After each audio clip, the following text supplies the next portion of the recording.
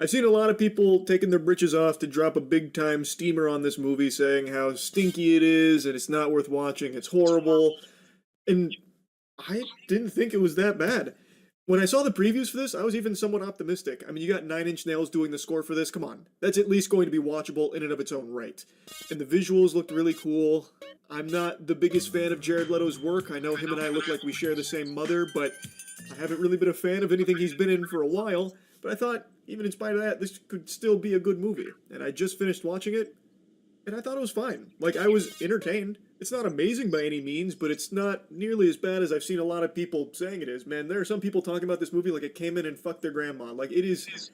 it's not that bad. Like, the worst part about this movie is everything story-related and character-related, really, when it comes to the writing around the characters. It's very, very weak when it comes to its writing. Like, that is by far the big blemish with Tron Ares. But I also just don't think it even tried. Like, I really think the entire goal of this movie here was just to deliver a visual spectacle and just let Trent Reznor, Nine Inch Nails, just go fucking ballistic on the music. Because that's what it feels like the whole movie is. Just showing you really cool looking scene after really cool looking scene with some absolute boner jams. But anyway, let's go ahead and talk about the story first and foremost. It's pretty simple. It doesn't seem to follow anything from Tron Legacy. Having trouble finding a place to park? Notice the lines are getting... But you have Dillinger, that's the bad company, and you have Incom. That's the good corporation. That's the one we pump our fist for. And these two companies are battling to try and find the permanence code, which will allow their basically 3D printed doodads and everything else to exist past 29 minutes. They have these lasers that can basically just create matter, anything they want, but it can only last 29 minutes before it times out and just fucking like vaporizes itself. And the permanence code will solve that issue. Dillinger wants to get its grubby paws on the permanence code so that way it can fart out weapons and evil stuff, and Incom, headed by Eve, wants to get their hands on the permanence code so they can change the world and basically eradicate disease and hunger and everything, since they can print everything you could ever imagine endlessly. Our main character is Jared Leto, Ares. He is the basically cybersecurity hall monitor superstar of the Dillinger grid. He is an AI program in charge of basically carrying out all of Dillinger's nefarious directives without question. A soldier for him. Dillinger's Umbrella Corp here, they're the bad guys. And Ares, he starts to become, like, empathetic. Like, he starts to feel things, and he is tasked with stopping the lead of Incom, her name is Eve, who has found the permanence code. And in doing so, he decides, you know what, I'm going to defy my orders because I want to live. I'm tired of being a program that dies after 29 minutes every time I get, snapped into the real world here. I want to experience life. He becomes very curious. He develops a soul. It's nothing you haven't seen before when it comes to its writing, and it is definitely the weakest part of this movie. There's not a ton of depth to any of the characters. They're not, like, overly fleshed out or anything. It's very simple. But I think it's effective enough to get you from set piece to set piece. So, like, they have the technology to digitize you. So Eve, she gets cornered by Ares and Athena, who's the other cybersecurity superstar of Dillinger, and then she gets fucking minted on the blockchain because they have a laser that can, like, reverse particle, Higgs boson, big ball buster, and, like, zap you into the grid. So they mint her on the blockchain, turn her into an NFT. That way they can extract the permanence code from her, killing her in the process. And Ares, this is his chance. She knows the permanence code, so he's going to save her, defying all of his orders, so that way she can help him survive past 29 minutes in the real world so he gets to experience life. He wants to funge the non-fungible. And in doing so, you get to see the grid, which is very cool looking, and you get to see some action in the real world using these 3D printed, light cycles and the programs. It's cool visually. It's just the writing is really wimpy. It's not well written, and I don't think you're going to see a lot of glaze for that. I imagine most people are going to say the same thing about this film, that it looks really cool and it sounds really cool, and that's it. And they're right, that is it. But that's a big bulk of the movie. Like, that's like, they put all of its eggs in that basket. There's not a whole lot else outside of those two things anyway. So, while the writing is weak, and while there is definitely some cringe scenes here, I don't think it, like, ruined my enjoyment of just, like, a simple popcorn flick where I'm watching, you know, extreme lights blow up and shit, and video game sound effects with, like, a really great Nine Inch Nails track playing. So yeah, it definitely has its flaws. I really think that pretty much everything it set up with the characters was a miss.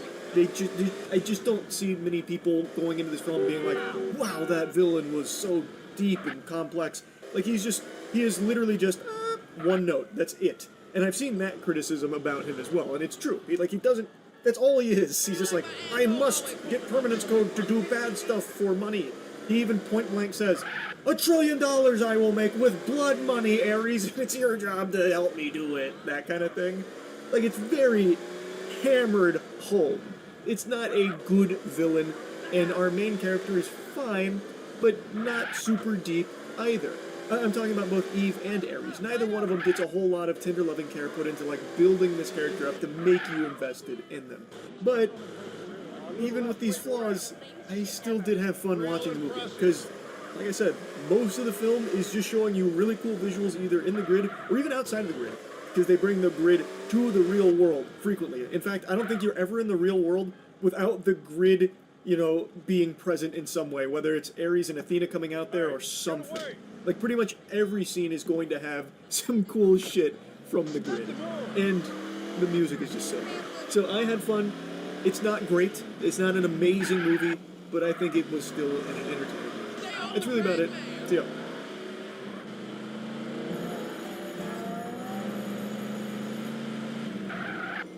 Hey, fellas! Get out the damn way! You wanna know what time I woke up this morning? What time? Around 6-7. 6-7! Oh, hey, Annie, ladies. Did you guys do your homework last night? I tried to, but I got stuck on number 6 and 7. 6-7! Hey, Eric! I know, Butters, I know. Don't do it to me. It's too funny. But I just did a 6-7 with Annie and Megan at the same time! Yeah, 5 minutes ago I snuck up on Wendy and totally 6-7'd her from behind. Wow! Hey, Scott, how's your diabetes, man? My diabetes? Yeah, what's your A1C at? 6 point something! 6-7! Oh my god! So fucking funny! Alright, everyone, listen up.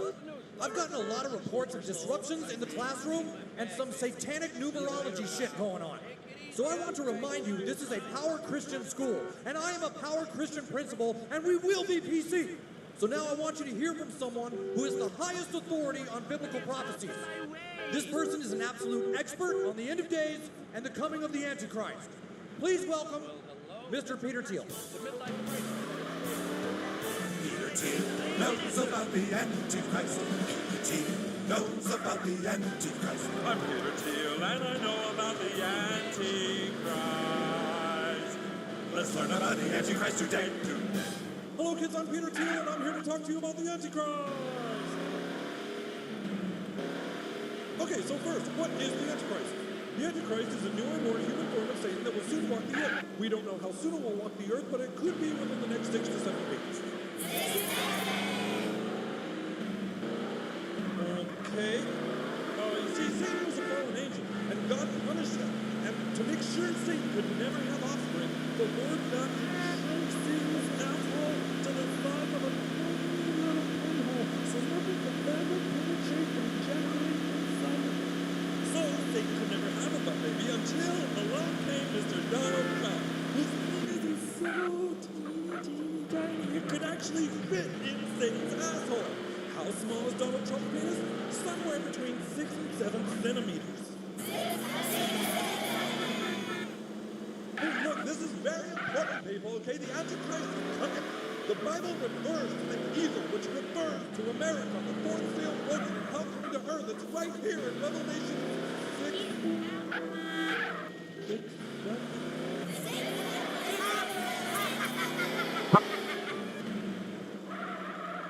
Do you feel like people are talking about God and spiritual matters more than they did 10 years ago? I mean, clearly they are. Where's that going? I saw you with a guest a few weeks ago talk about it. This is well known. I talked to everybody that's done it. I haven't done it. Almost everyone that takes DMT, either from the toad or the ayahuasca plant, these creatures show up that look like court gestures or space aliens, different things, and say, there are too many humans, you need to wipe out the population, then you'll become gods. It's the same message. And they've had groups of people, they've done studies. You need to wipe out, you need to kill people so you can become God? Yes, you need to depopulate and you need to transcend. Do you know people who've heard that message? Oh, absolutely. They've had whole groups and studies that have had group hallucinations of this.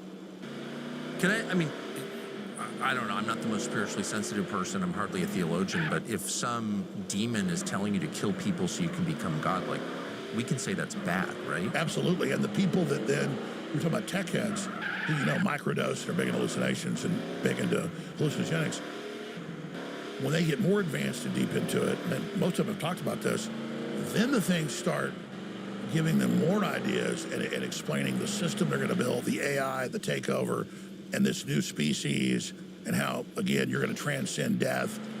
And so we've all got to have a larger question there. So they say the devil's greatest trick was convincing the world he didn't exist. I think that's the second biggest trick. I think convincing the world that good doesn't exist is the devil's biggest trick. Yes. Can you flat? I think that I'm not exactly sure what you're saying, but I know that you're telling the truth right now. Can you? Well, convincing us that there isn't anybody good and that you don't have power and that it's all over and we are the Borg, you will be assimilated. The biggest trick is hopelessness when we're promoting truth and justice and honor, and we can't just dial into demons and fallen angels. We can also dial into God and get that message. But you first have to recognize that good and evil exist. Yes. And once you recognize that we are ethereal beings, that we are just manifesting ourselves in the third dimension, that all these people that are even atheists have these near-death experiences that come back with the same message. I mean, I personally in my life, have had so many times where I'm literally told something and it comes true and it just comes from God. And so I know this is real. We are a lot more complex than just what our eyes and ears, taste and touch pick up. And when you really actually study the globalist, none of them are atheists. They're into the occult. Exactly. And they believe they're interfacing, even at Skull and Bones. At Yale, they get in these coffins for days. They try to get these spirits to come into them. They try to channel these spirits. You've got the heads of Skull and Bones there in the last few days seeing who's able to interface with this. These are real rituals that are part of activating parts of the mind so that people can see past the veil. And again, they've now been able, with robots and computers and wires in the brain, as Elon's talked about decades ago, this was already done. Your eyes narrow the light spectrum because there's so much going on that if you saw the infrared and everything else, it would be too confusing. But now with hallucinogens and other things, they have been able to prove that people can actually see past the veil into basically other dimensions. And so that's really what this is. We have to admit to ourselves that what we see and taste and touch and everything is a very small piece of actually what's going on. And that's that wider world. People have to, once they understand that there is this wider battle going on, then you realize, oh my God, God's real. I better choose God or I better choose the devil.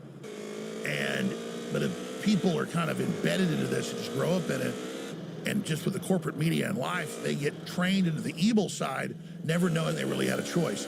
But almost everybody, if they're given a choice early enough, will choose God in that right way. The problem is the system on earth knows that, so the priest class in Christianity or Islam or Judaism, any of it, most of it's bad priests, bad churches, who know the power's there, know people are looking for God, know they're seeking, so they're there basically to get the power from you instead of you basically transcending spiritually. And so that's why Christ talked about the relationship with God is personal. Yes. And the kingdom of God is within us. The New Agers go, oh, you are God. No, kingdom of God is within us. We're made in God's image. We have the potential to know God, to interface with God. That's worship God. And then through that, begin to transcend to a higher consciousness, interfacing with God, not God, but with God, and then part of God. So the gift is to see good. Like in that, I do think that's the trick. Because, I mean, no one needs a tutorial on evil. It's all around us. It's super obvious. It no longer disguises itself. Abortion for the sake of abortion? Like, what is that? It's human sacrifice. It's just Canaanite. And the DNC doing abortions inside the completely for the sake of abortion, not to improve the life of the girl or she's a 14-year-old rape victim. It's just like, no, abortion is inherently good because it's killing a person. That is all out in the open now. Nobody is confused about its existence. What you don't get a lot of is the recognition that good is a more than equal. It's a larger and opposing force. God is bigger than Satan, and you don't get that sense. Like nobody talks about that. You don't see it. How do you find that? So many people purposely get turned off of the system by going to a church, whether it's Catholic, Protestant, any of it. And I'm a very empathic person. So growing up, I would feel at churches and you get invited here or there, really creeped out, not by the parishioners, but by the people in the system that are trained. Because if that is for sure.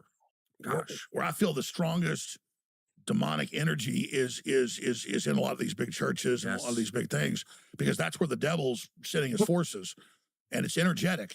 And so, but Christ criticized the Pharisees, Sadducees constantly. He said, you go pray up on the hill in front of everybody. You talk about how perfect you are all day, but really you're of your father, the devil, in the synagogue of Satan.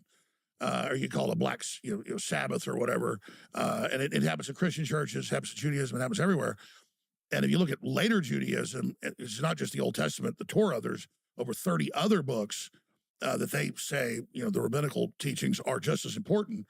And it runs the gamut from some sects that you could call very pious and close to God to others that are outright Satanism. And you see that in the Christian denominations, all the things that call themselves Christian, that really aren't. Christ said, beware things,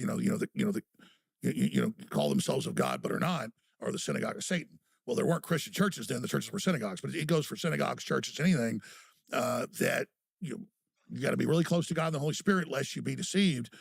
And so that's really where it all is. And it comes down to your spiritual inclination. But I just recommend the people personal relationship with God, praying to God, saying, I want to be good. I want to recognize truth. I want to know what truth is. I want to open myself up to you. I'm an imperfect. I repent for what I've done, and I want you to cleanse me and then show me the truth, and then show me how to be a better person, and then show me after that what the mission is you have for me. And literally, if you do that through a process, it may take days, may take months, may take years, then the adventure begins. And then all of a sudden you're being given like intel and stuff, like literally just, you have to learn to go with it. It's never wrong.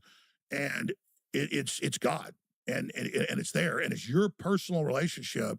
And then obviously people get this relationship. They all want to teach other people it. And God says, get together in groups. That's great. But Christ didn't try to go get the Sadducees and the Pharisees and the priest class to join him. He said their minds were closed. He went to the prostitutes and the tax collectors and the robbers and the thieves because they were already outcast. But that's where he found people that were already under evil's control but weren't arrogant about it, who were looking for a way out. And so, I think that's really what it comes down to, is a spiritual relationship with God. And there are some real churches and things. But don't you find that? I know I have found that you see sparks of this in the most unlikely people. If you put a list on paper of the people in your life, I won't ask you to say it out loud, but who you really trust, or you talk to and you groove with them and they know exactly what you're saying. They are on the same wavelength in some deep way. It's not the people you would expect. Here's something you may not have known. Back in 2015, the Congress of the United States repealed something called the Country of Origin Labeling Act. Now, why is this relevant to you? Well, it means, among other things, that when you buy beef at the supermarket that says made in the USA, it may not actually be. In fact, it could be, likely is, from a foreign country. It means that repackaging foreign meat can be enough to get the Made in USA designation. It's a lie. It's an absolute lie. Most people don't even know what's happening. So how can you be sure that the meat you're eating is from the United States and has been raised with the highest quality standards and is the tastiest? It's truly made here. Well, it's simple. You can go to our friends at Merriweather Farms. Merriweather Farms is an American small business. It's based in Riverton, Wyoming. We know the people who run it, and they're great people. And they have great meat. They ship the highest quality meat, raised free from growth hormones and antibiotics, directly to your doorstep. It's delicious. We eat it a lot, including at this table. These are Americans. These are American-made products. They are the real deal. Again, we eat that meat at this table from Riverton, Wyoming. They're the best. Meriwetherfarms.com. Use the discount code Tucker10 and you get an extra 10% off. Again, that's Meriwether Farms, MERIWETHER farms.com. It's worth it. Most people get into media because they want to be movie stars. Most people become a preacher because they want to, because they want to be famous and have power. And then you'll find like just the most normal, unassuming person that has all this great knowledge. Yes. Because they already have all the power. They don't need power. And so it's just they're connected to God's power. Is that what you mean? Absolutely. And Absolutely. Yeah. Shafted indeed, bro. Man. I mean, it's quite the. I was on you, dude. Because so many people are lost, and really, it's an inside job. They've got to somehow open up the channel to God, and then they'll see everything that's happening, and then God will give them a message and a mission of what they should do. And I don't want to say all churches are bad, because there's a lot of good people in the churches regardless. It's just that the last 120 years, the Rockefeller Foundation, the ecumenical movement, and all of that has really moved into the churches. We see that with all the rainbow flags and all, the famous cathedrals in England now festooned with all the leftist, graffiti and garbage. I mean, it's been captured, is my point. But people can't get turned off by that and say, well, God's dead. No. Satan has occupied these so-called temples. But God isn't in the temple. God is inside us. Do the temples get torn down? Like, do the last vestiges of the old civilization and rebuilt. Get erased and Christians start? Sometimes you got to tear them down and rebuild them, dude, just like our Lord. I think you got to tear it down and rebuild it. How God influences everybody. I think we could, over time, retake those things. But the Satanists and the leftists, the power hungry, they think if they can take over the skin of something and occupy it, that they can fool people that are looking for God. But that's actually triggering the Great Awakening. So I think some of the buildings get torn down, some of the buildings get retaken. But at the end of the day, God's temple is with us. It doesn't matter. What does matter? Yep. Right. So Westminster Abbey is not where God lives. No. Nope. No, that's Jesus did that for us, dude. He knew. He knew the temple was going to be. Yep, he knew. It's hopeless. He knew today, dude. He was here. He's here right now. God's plan, it's weird. I know. It's weird, but he's here right now. Who kind of fall to evil. You see good people that fight evil for a while, but they get put under pressure to get attacked. I know. It's scary. The dark side. Boy, have I seen that. Scary. Because it gets them ahead for a little while, and then you later see them destroyed. All right. How am I making money here? And their families destroyed, too. Do the zero missions, which I do not want to. Sometimes like a devil jumps into me. And I mean, by that, I'm just busy, I'm tired, I'm whatever, and I catch myself, and I'm like, whoa. For a minute, I was like, turning into everything I'm trying to fight. So I'm not up here on some high horse, like I've got all the answers and I'm perfect. Because anybody empathic can, tune into different frequencies and things that are happening. But at the end of the day, your heart's what matters. King David did a lot of bad things. He sent his best buddy off to get killed because he was lusting after his wife, and he really repented.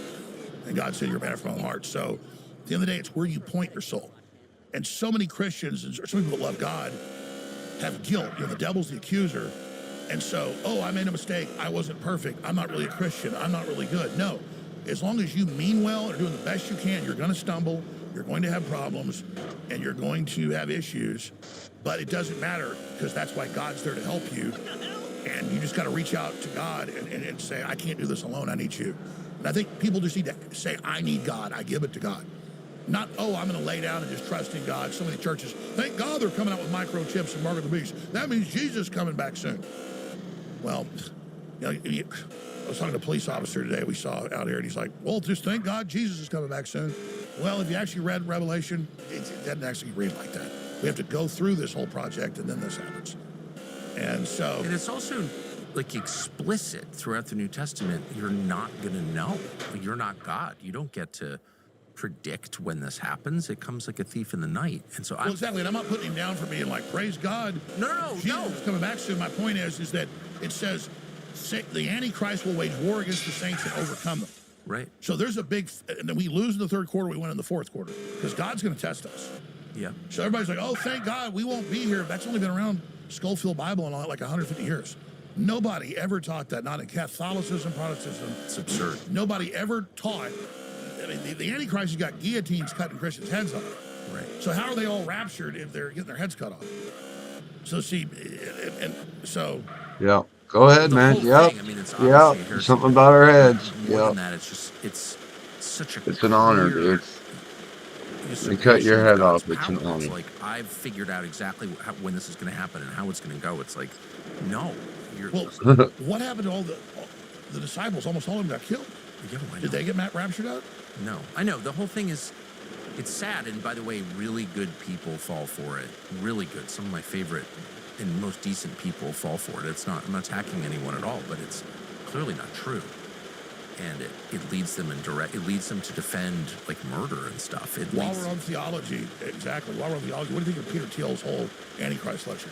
In some sense, the Antichrist as an idea is something that really comes into being in the world after Christ. And so there's, and then there's a lot of things about it that are mysterious. In some ways, the Antichrist copies Christ. The Antichrist pretends to be greater than Christ, hyper-Christian, ultra-Christian, and then maybe only ultimately deeply anti-Christian. You can think of it as a system, where maybe Oh, thank you for letting me stay on my bike. System, an ideology or a system, and then of course you can also think of it as Newman did, where it's sort of the final dictator of the one world state, but it's still you stress it more as a person. You move as a type, system, a person. How does this sort of world takeover actually happen?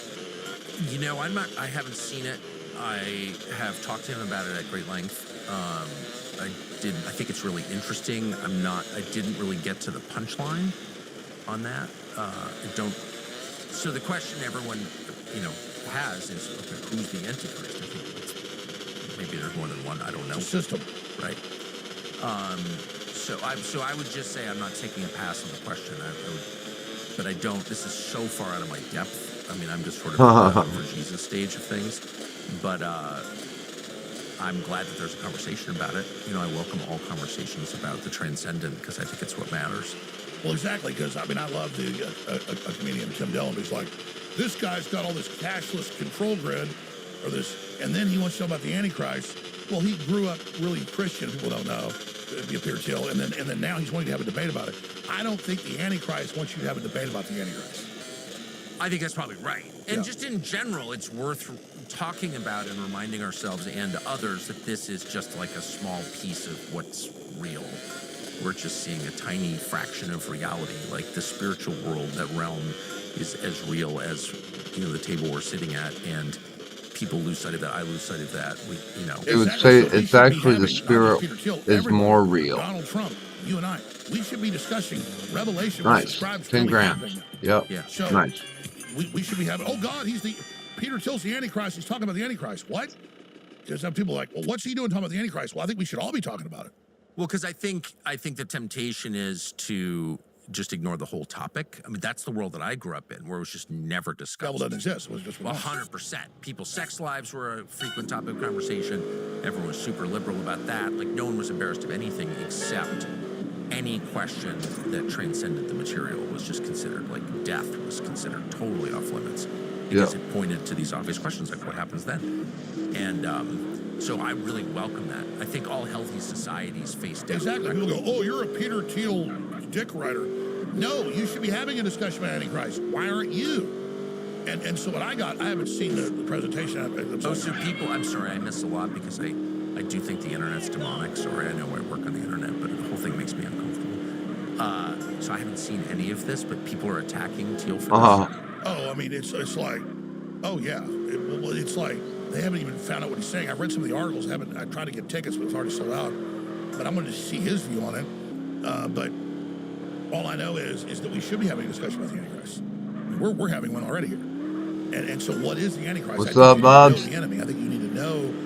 Well, one obvious hallmark from my frequent but very untutored reading of those books in the New Testament is that the Antichrist reserves the powers of God for himself. He pretends to be God. I'm all powerful. I can, worship me. And by the way, that's most leaders in the world through all time. But those are signs of evil. You are not God. No one can worship you. No one can worship you. And the shitty things you do on earth do not make you powerful. They destroy you, actually.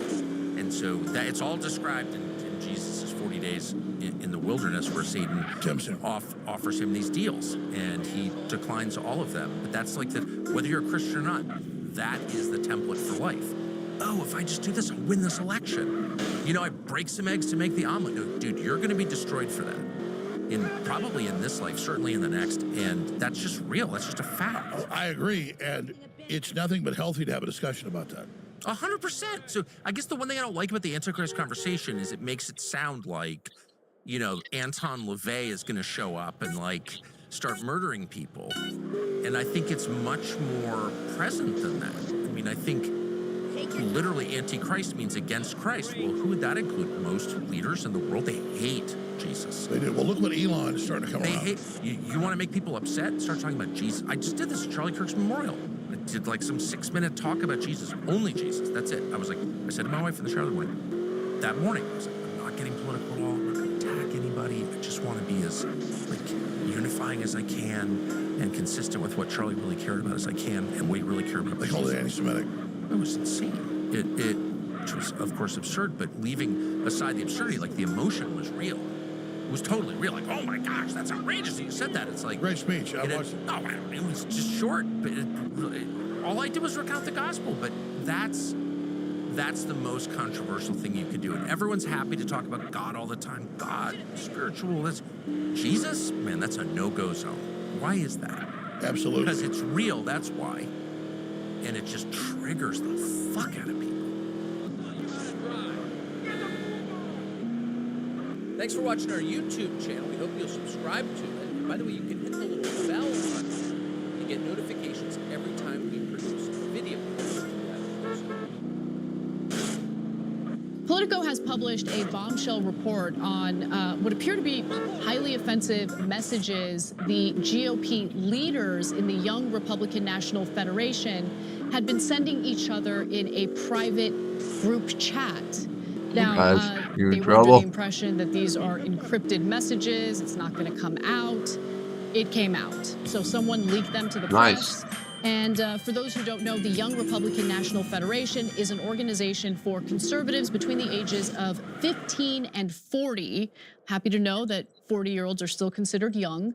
And it has about 15,000 members. Okay, so Politico reports that the group's Telegram group had about a dozen people in it. So this is, look, this is really about like 12 people. Okay, and so I don't want people to think that everyone in the Young Republican National Federation co-signs onto this type of rhetoric or uses this kind of rhetoric.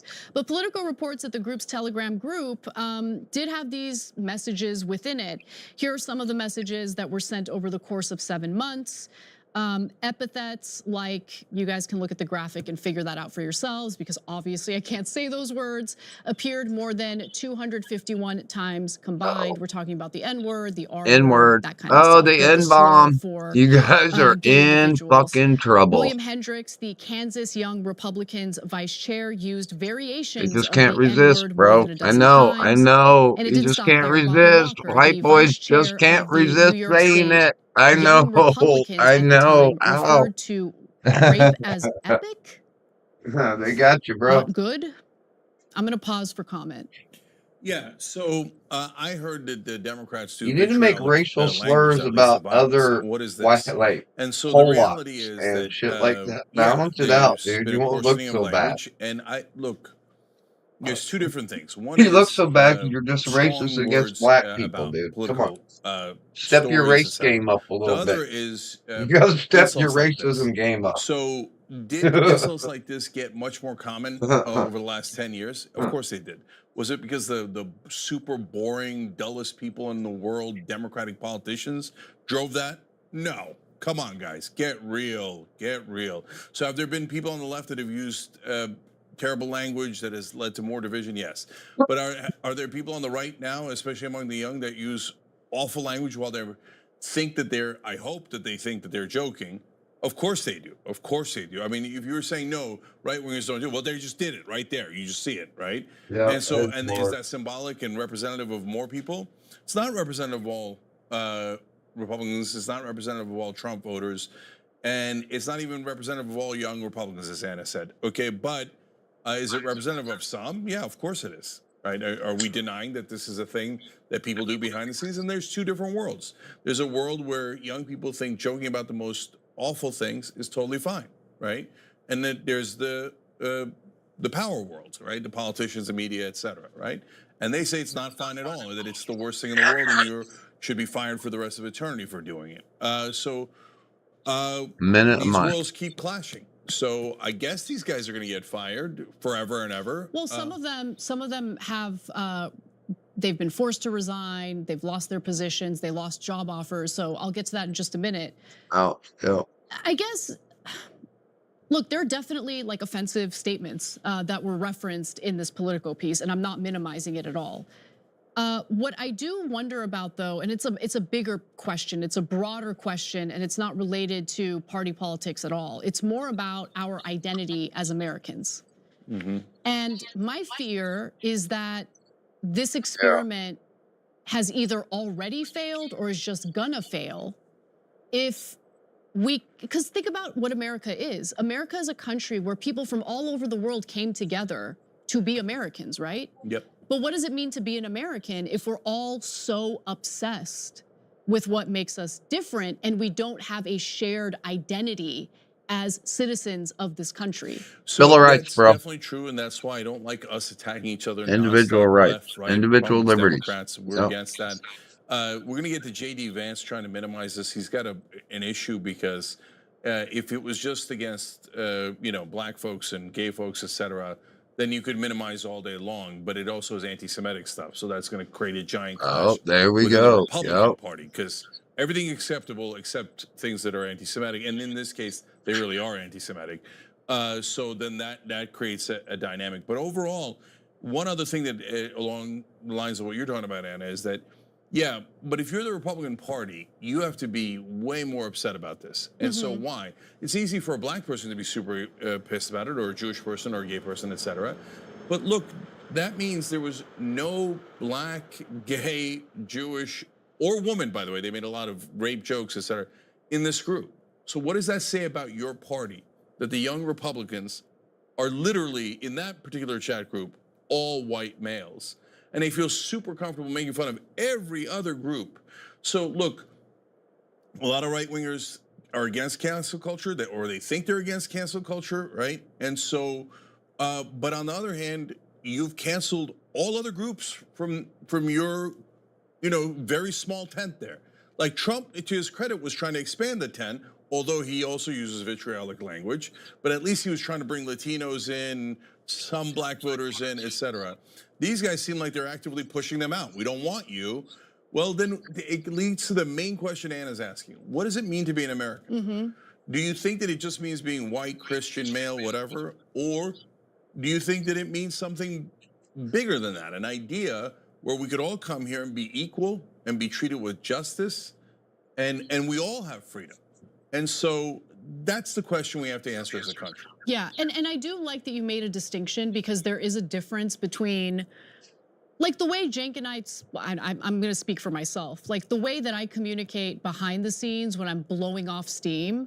Yeah, I use strong rhetoric. I don't ever feel the need to use the N-word or anything like that. Like, it's never about a person's identity. It's mostly about like the policy or the issue.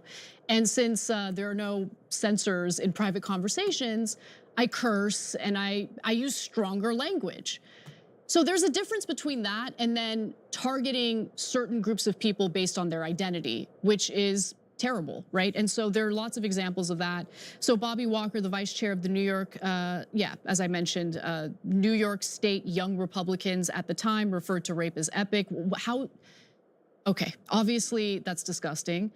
Peter Giunta, who at the time was chair of the same organization, wrote in a message sent in June that everyone that votes no is going to the gas chamber. Lots of jokes about gas chambers and Hitler.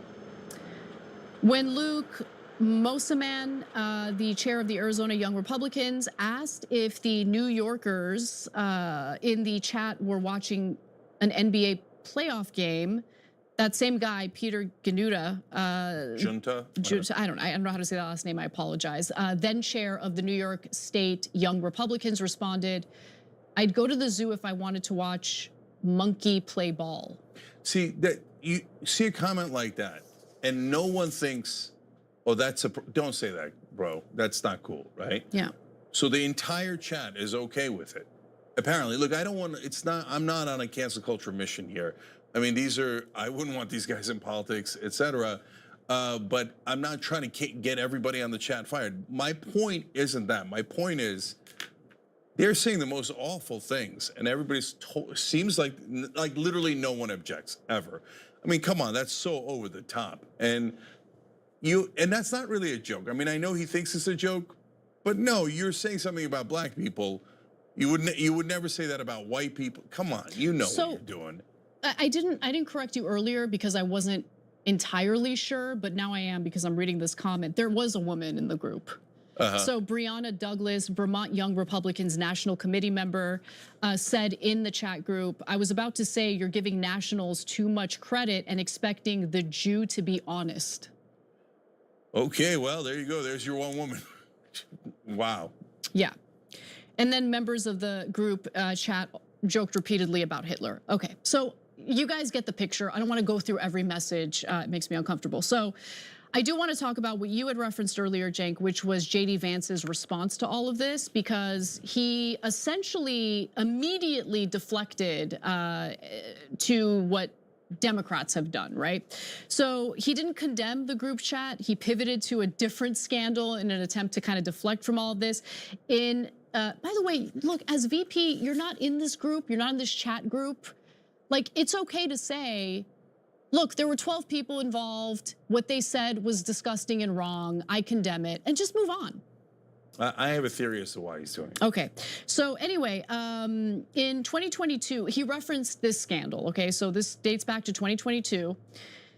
Jay Jones, a Democrat who's running for Virginia Attorney General, wrote a series of pretty heinous text messages about then Virginia House Speaker Todd Gilbert. I didn't even know about this, but it's pretty gross.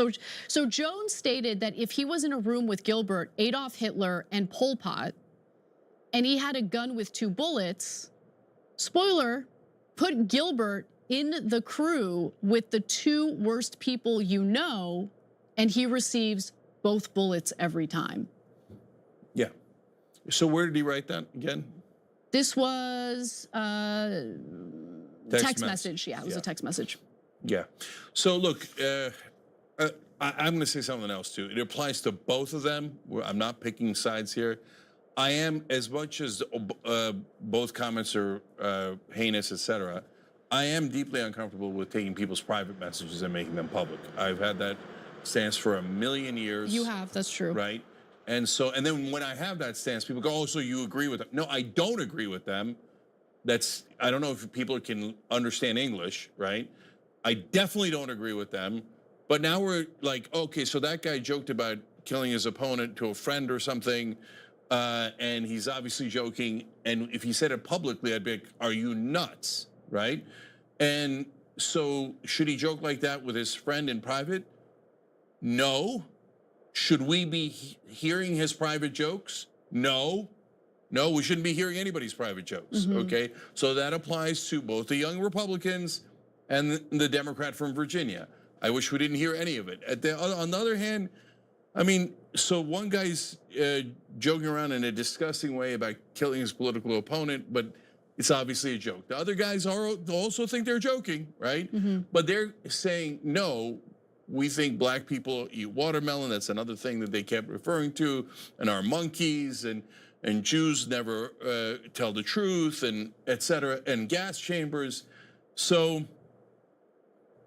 do I want them winning political office? No, I do not, because they would be in charge of all of us and not just some of us. So anyways, this is all, things keep devolving. Yeah. And I feel like people are happy about, some folks in power are happy when we're at each other's throats. Of course. Devolving.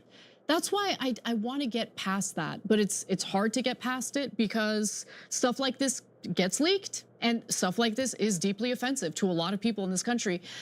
And Totally. I want to go back to what Totally, you said bro. about JD Vance. Why do you think he was It's immediately just a bunch of deflected? young white Yeah, boys because trying he's to going to run for form some president, kind of and in his identity. mind, he thinks he needs this base, Mhm, right? mhm. So anyone who wants to defend these guys for what they actually That's said, what. not because hey, you It's should take the wrong, I private know, but messages yeah, or that's whatever, what they're right? trying to do. He's thinking I got to lock up that vote, right? So, but there's an extra element of it that's really important. He can't lock up that vote by giving them anything substantive. So he can't say, hey, you know what? You guys were America first and you were anti-war, but if I'm president and if I'm vice president, I'm going to let Israel start every war. Call the shots. Right, and we're going to go invade Venezuela for no reason, right? And drug prices are going to remain sky high, wages are going to remain very low. I can't give you anything that matters because my donors own me.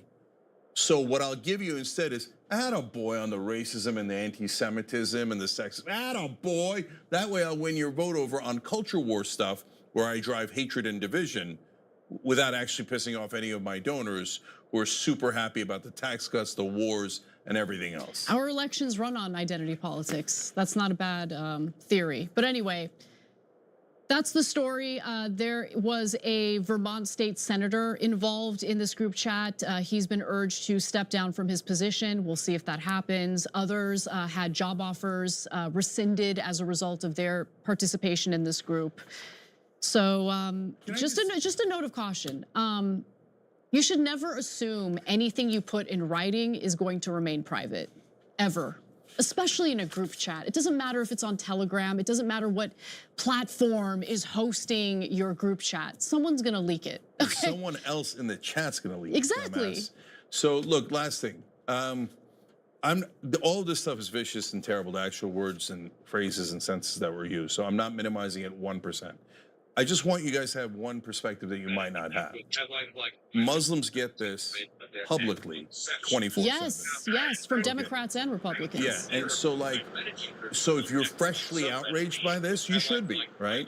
But then welcome to our world where people say, oh, you Muslim dirty pigs should all be murdered and your children's lives are worthless. And they say it publicly all the time, and congressmen say it. Giant political and media figures say it, and there's never any, and no one cares. So like, my heart goes out to you anyway, because I know how it feels, right? But like, wouldn't it be amazing if any of these groups one day said, oh my God, are you seeing that it's happening to Muslims? And nobody's hiding it? Politico's not writing any big piece about, oh my God, anti-Muslim hatred. No, it's everywhere. Millions and millions of comments just like this. Over the top, even worse, you should all be slaughtered, and they mean it, and they're not even joking. But hey, if you're a Muslim American, you just have to deal with it. That's life. Every time you ring the bell below, an angel gets his wings. Totally not true, but it does keep you updated on our live shows. If you're gonna fight the grabber who can now invade your dreams, you're gonna need strong brain health, my friends. Which brings me to the sponsor of this video. This video is brought to you by Groons, a comprehensive daily gummy that comes in individual packs of 8 gummies, giving you a healthy allotment of your daily vitamins and minerals, and emphasis on healthy amount. 100% of the daily vitamins and minerals your body needs, and 25% of the stuff you're not actually supposed to have in excess of. And whereas some healthier things in life you gotta choke down for the greater good of your body, not Groons. Groons is actually tasty. Tastes kind of like a cheat snack, which isn't actually a cheat snack. It's just you getting biotin for thicker hair and other vitamins and minerals promoting brain and gut health. And I've actually used Groons daily since my first sponsorship with them back in April. That's just me buying it because I actually like it. The little pack of gummies just kind of kickstarts my day. Impressive for a little vegan gummy. It's a vegan gummy. What's happening? So click the link below or scan the QR code to get yourself up to 52% off your Groons order. And now an unplanned sequel to a self-contained one-off because that movie made money. That this morning. Better. That works out sometimes. So Black Phone 2 is the sequel to the very surprising. But you're gonna wake up and film go Black right Phone, back to that the game, Black huh? Phone is, you know what I mean? Wait a minute. Yeah, 2021.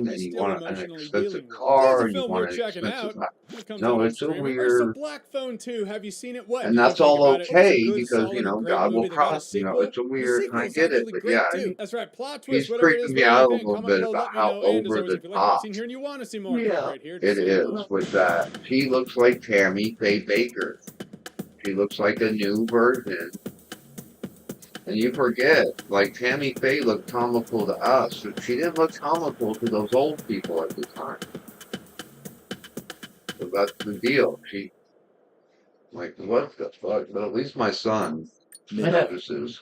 China. Because he's the one who's like, Hotel yeah, dude, in she just, East it's like, Dalian. it's the Hunger A Games, computer Dad. glows on a bedside You know, table the gown in a part, the dim show hotel part? room. Its user Like, sits in oh a no, deep you're trance. right, For dude. 5 days You're now, right. he's been trying to solve a problem. That's what they look Literally like. The days. glam. He They're hasn't all, had much sleep or any real they break, get all besides glammed short up. trips to the It's like, hotel's restaurant to whoa. grab some food. Right, it is He's the been Hunger working on a Games. simple project: how to create a monster. But so far, he hasn't had much luck, and neither have the other peers assigned for the mission. This is not good. Failure means there will be consequences. The user's name is Park, and he's a programmer. Unlike his Hollywood peers, he doesn't spend days tapping away at the keyboard. Instead, he spends most of his time scouring the internet for clues. What can be the thing that makes the monster work? Surely, someone out there has found the missing piece. Perhaps it's somewhere on hacker forums, or for sale on the dark web. He searches again and again, but nothing. So far, the only thing they have is a leak. Recently, a trove of incredibly advanced cyber weapons was stolen from the NSA and dumped into the wild. But they are useless unless you find a way to make them work with your code, a way neither Park nor his coworkers have found. All they remained is... Wait, what was that? Eternal Blue. Somebody reverse engineered Eternal Blue, one of the NSA's top tools. Could this work? He looks through the code. This is wonderful. Thrilled, he gets to work.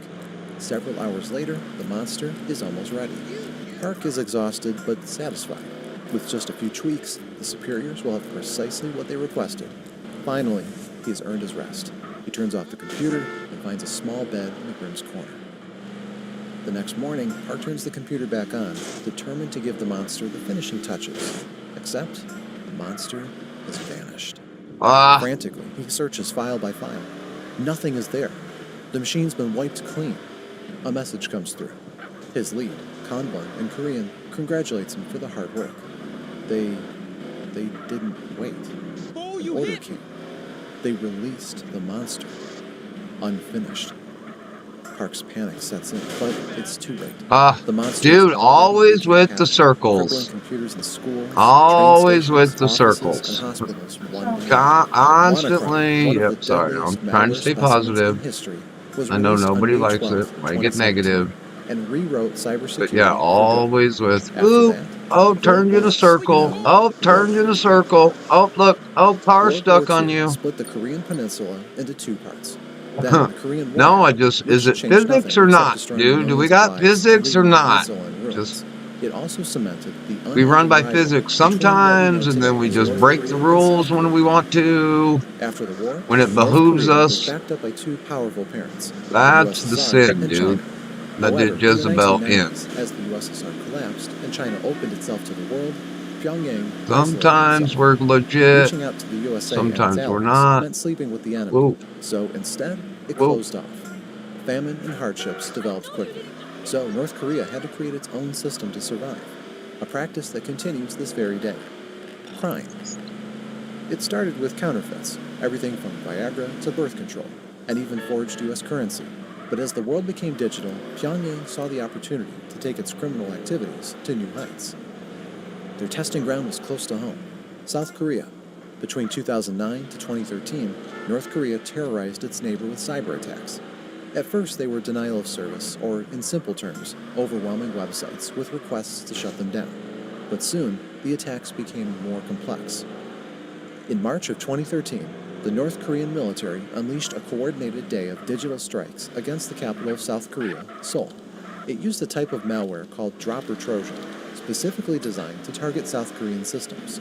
Within hours, 32,000 machines were infected. Yeah, god dang, dude. Wow, bro. Oh my god. An isolated IT outage. What Offices, the? ATMs, and TVs across Seoul went dark. Seoul. That was intense. And with it came a revelation. North Korean hackers were no rookies. They were becoming sophisticated, precise, and deadly.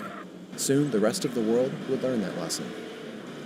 A year later, in 2014, Sony Pictures was preparing to release a comedy that mocked North Korea's leader, Kim Jong-un. Pyongyang heard about this plan and did not like it at all. And if they could not yet launch a missile across the Pacific, at least they could strike America's propaganda machine with their growing cyber army. Through a carefully planned spear phishing campaign, North Korean hackers breached Sony. They stole information about the studio staff, unreleased movies, and even private emails between celebrities. Then they dumped it all into the public domain, sparking chaos. A country with only 1,024 IP addresses and limited broadband had just hacked Hollywood. Here, we briefly pause to ask you to subscribe and like this video. We put a lot of effort into our content, and your support will help us grow. Plus, we have other great videos about North Korea, like the Sony on-ramp is and always general the same history right of here. North Korean cyber operations. Oh. Feel free to check them out after this video for extra content. Cybercrime had proven itself a powerful weapon for grabbing headlines and disrupting global discourse. But could it also bring profit? Crime had helped North Korea through famine, so perhaps cybercrime could follow its legacy. It was time for pragmatic hacking. By 2015, the banking sector came under attack. Vietnam's Tien Phong Bank, several Polish banks, and various financial institutions in Mexico and Uruguay all reported North Korean intrusions. But these incidents were just rehearsals for something bigger. The first major financially motivated cybercrime You should from be able North to Korea, turn left the there, Bangladesh but you heist. could maybe. This cyber heist Whoa. shook the world for its magnitude. After lurking inside the bank's system for nearly a year, the hackers attempted to steal $1 billion. They sent phishing emails, compromised the bank's SWIFT mechanism, which is how financial institutions send and receive requests for money transfers, and authorized about 36 requests to the Federal Reserve Bank of New York. Fortunately, the New York bank noticed the strange requests and stopped the attack. But the attackers still managed to steal $100 million. The message here was clear. North Korea's cyber operatives were disciplined, persistent, and dangerously effective. In 2016, North Korean hackers no longer surprised the world. People had gotten used to this country making headlines. By that time, tensions between North Korea and the West began boiling, again. Kim was testing nuclear weapons, again. Sanctions piled on, and even China, North Korea's longtime ally, expressed some mild criticism. The world was turning on North Korea, and pressure was mounting on the country. But this time, things were different. They were no longer limited to simple DDoS attacks. They had forged an army of elite threat actors that could hijack film studios, banks, and plunge entire countries' infrastructure to darkness. In April 2017, Kim and his cyber Guess were entangled in all kinds Afghanistan of cut off their geopolitical internet games. However, and something else was beginning to stir literally public cut it discourse. off, A new cut the player fucking had stepped onto the cables. stage, one that would help fuel Yeah, the birth most of mighty monsters. went out there with the shadow activism. brokers. It was a mysterious group of hackers who started posting cryptic Yep. messages on social media between late 2016 and early 2017. The Might have rants said were taking our games away. with Like, yep. purposefully bad They English. cut the and fucking filled with cables strange here. geopolitical commentary. They just looked like a band of sketchy script kiddies. But this was nothing but obfuscation. Shadow brokers' posts had links, and those links contained entire caches of malware, exploits stolen straight from the National Security Agency of the United States. The NSA had been quietly hoarding these for years. Among them was Eternal Blue, a tool that exploited an obscure vulnerability and allowed the takeover of any Windows machine. The agency had known about that vulnerability since 2012. Still, instead of bringing it up with Microsoft to ensure the safety of millions of users, it had chosen to remain silent and develop a tool that took advantage of this situation. In 2017, right before the exploit was leaked, Microsoft finally patched the vulnerability, probably because, seeing the tool stolen, the NSA tipped the company off. Typically, this should have limited the damage. However, users rarely update their devices, some out of ignorance, others out of habit, and most out of inconvenience. So for most users, the patch came too late. By late April, the exploits were already dissected by security researchers. Back then, if you dipped your toe into the InfoSec community, you probably were aware of how massive this development was, not least because everybody was discussing it. One of the companies joining the conversation was RiskSense, a cybersecurity firm that, like everybody else, published its own take on the exploits. But RiskSense stands out for one thing. It became the unexpected catalyst in the chain of events that triggered WannaCry. Only 3 days before the attack, a senior staff member posted in RiskSense's GitHub, a developer's website. But this entry was not just another write-up of Eternal Blue. he had reverse engineered its code. In a nutshell, he disassembled the complex tool to understand how the exploit worked. That 9th of May, or perhaps a day or two later, North Korean threat actors stumbled upon the post. It was exactly what they needed. With this knowledge, they could learn how to use Eternal Blue and combine it with another exploit, Baby, will you Double crack? Pulsar, to create the ultimate cyber weapon, a ransomware crypto worm that would spread automatically, faster than anything they had ever created. But was this really what North Korea was looking for? Let's go back to Kim and his cyber army now. By late 2016, Kim was growing increasingly frustrated, and by 2017, tensions peaked. But North they've Korea got water wasn't too, seen and as a shit. powerful adversary. Instead, people saw it as a reckless outcast.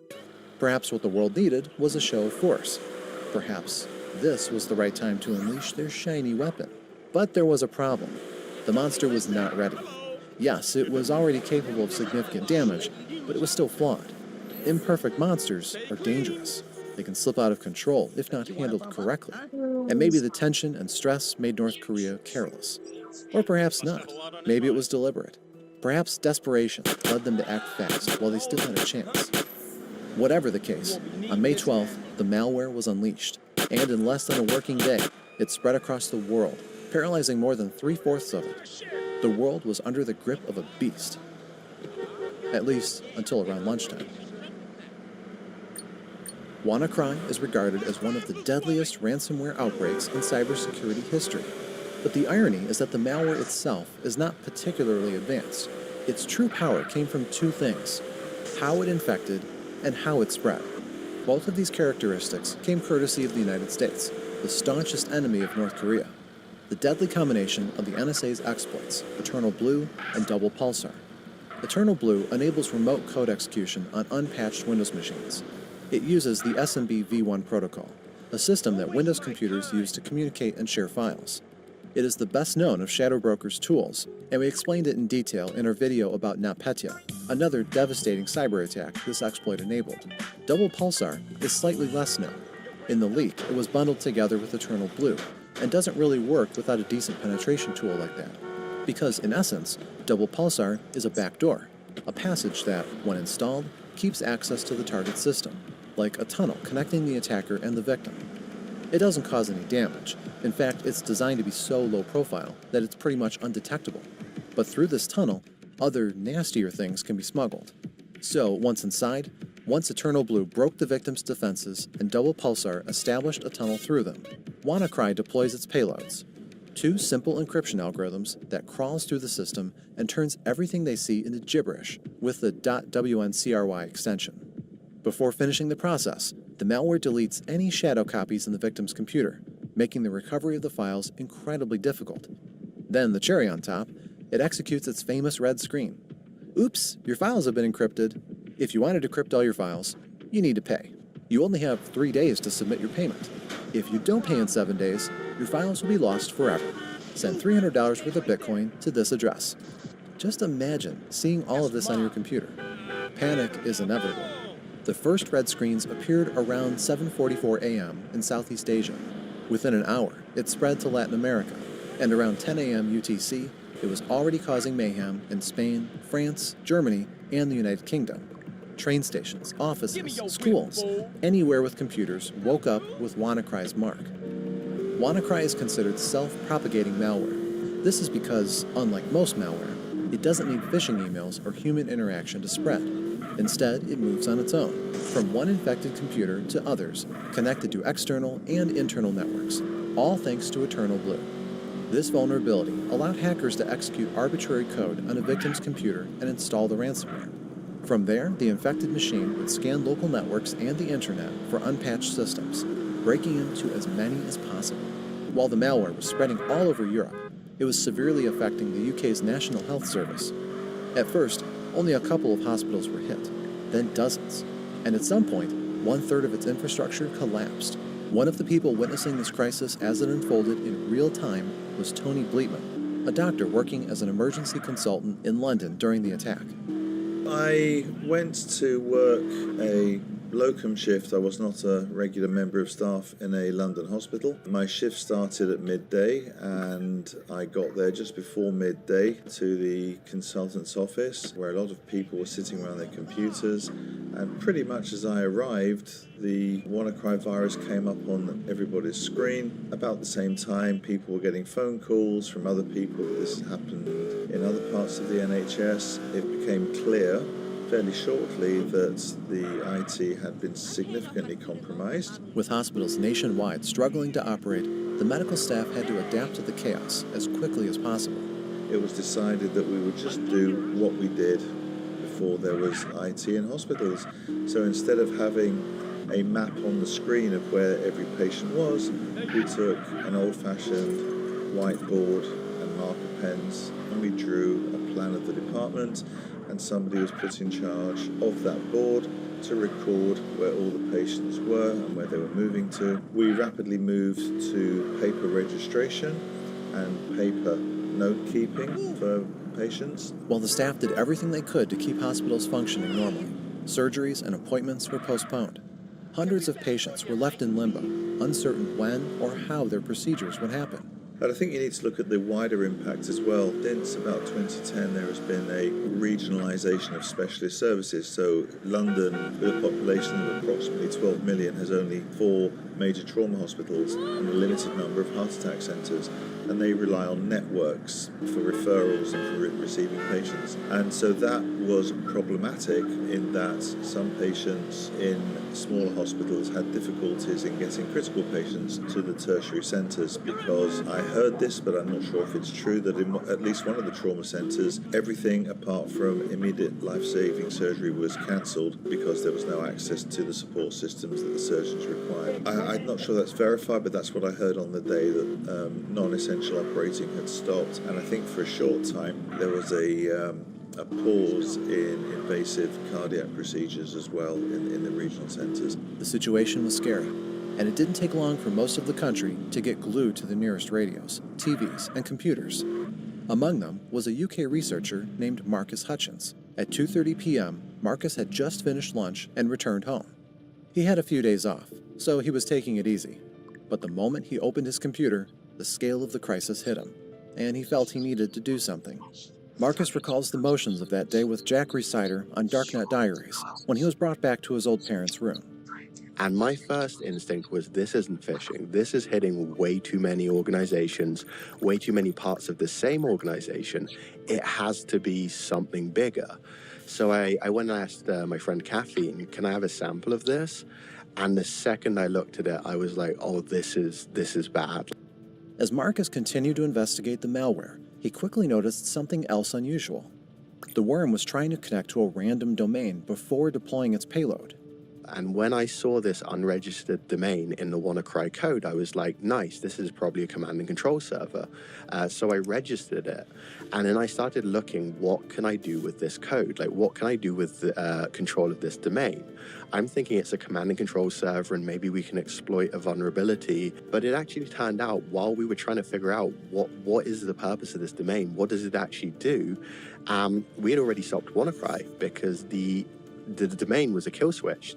With the domain registered, WannaCry couldn't cause any further damage.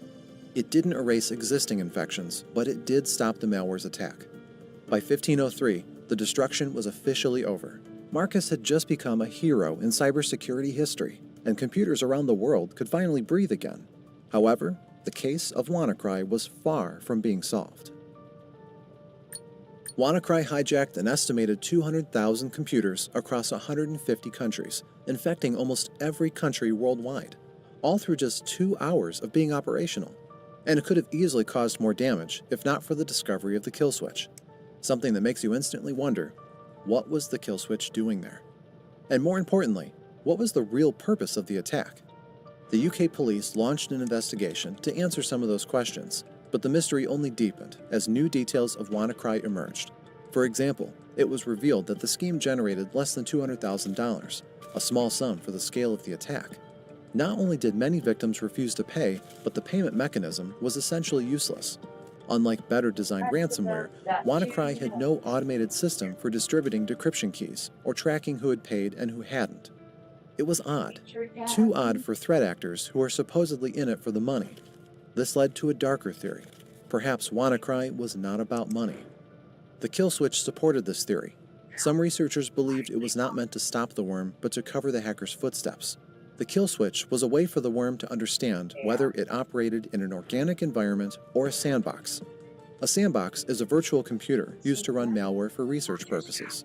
So, in this case, if the malware detected a connection to a certain domain, it would shut itself off, assuming it was being studied.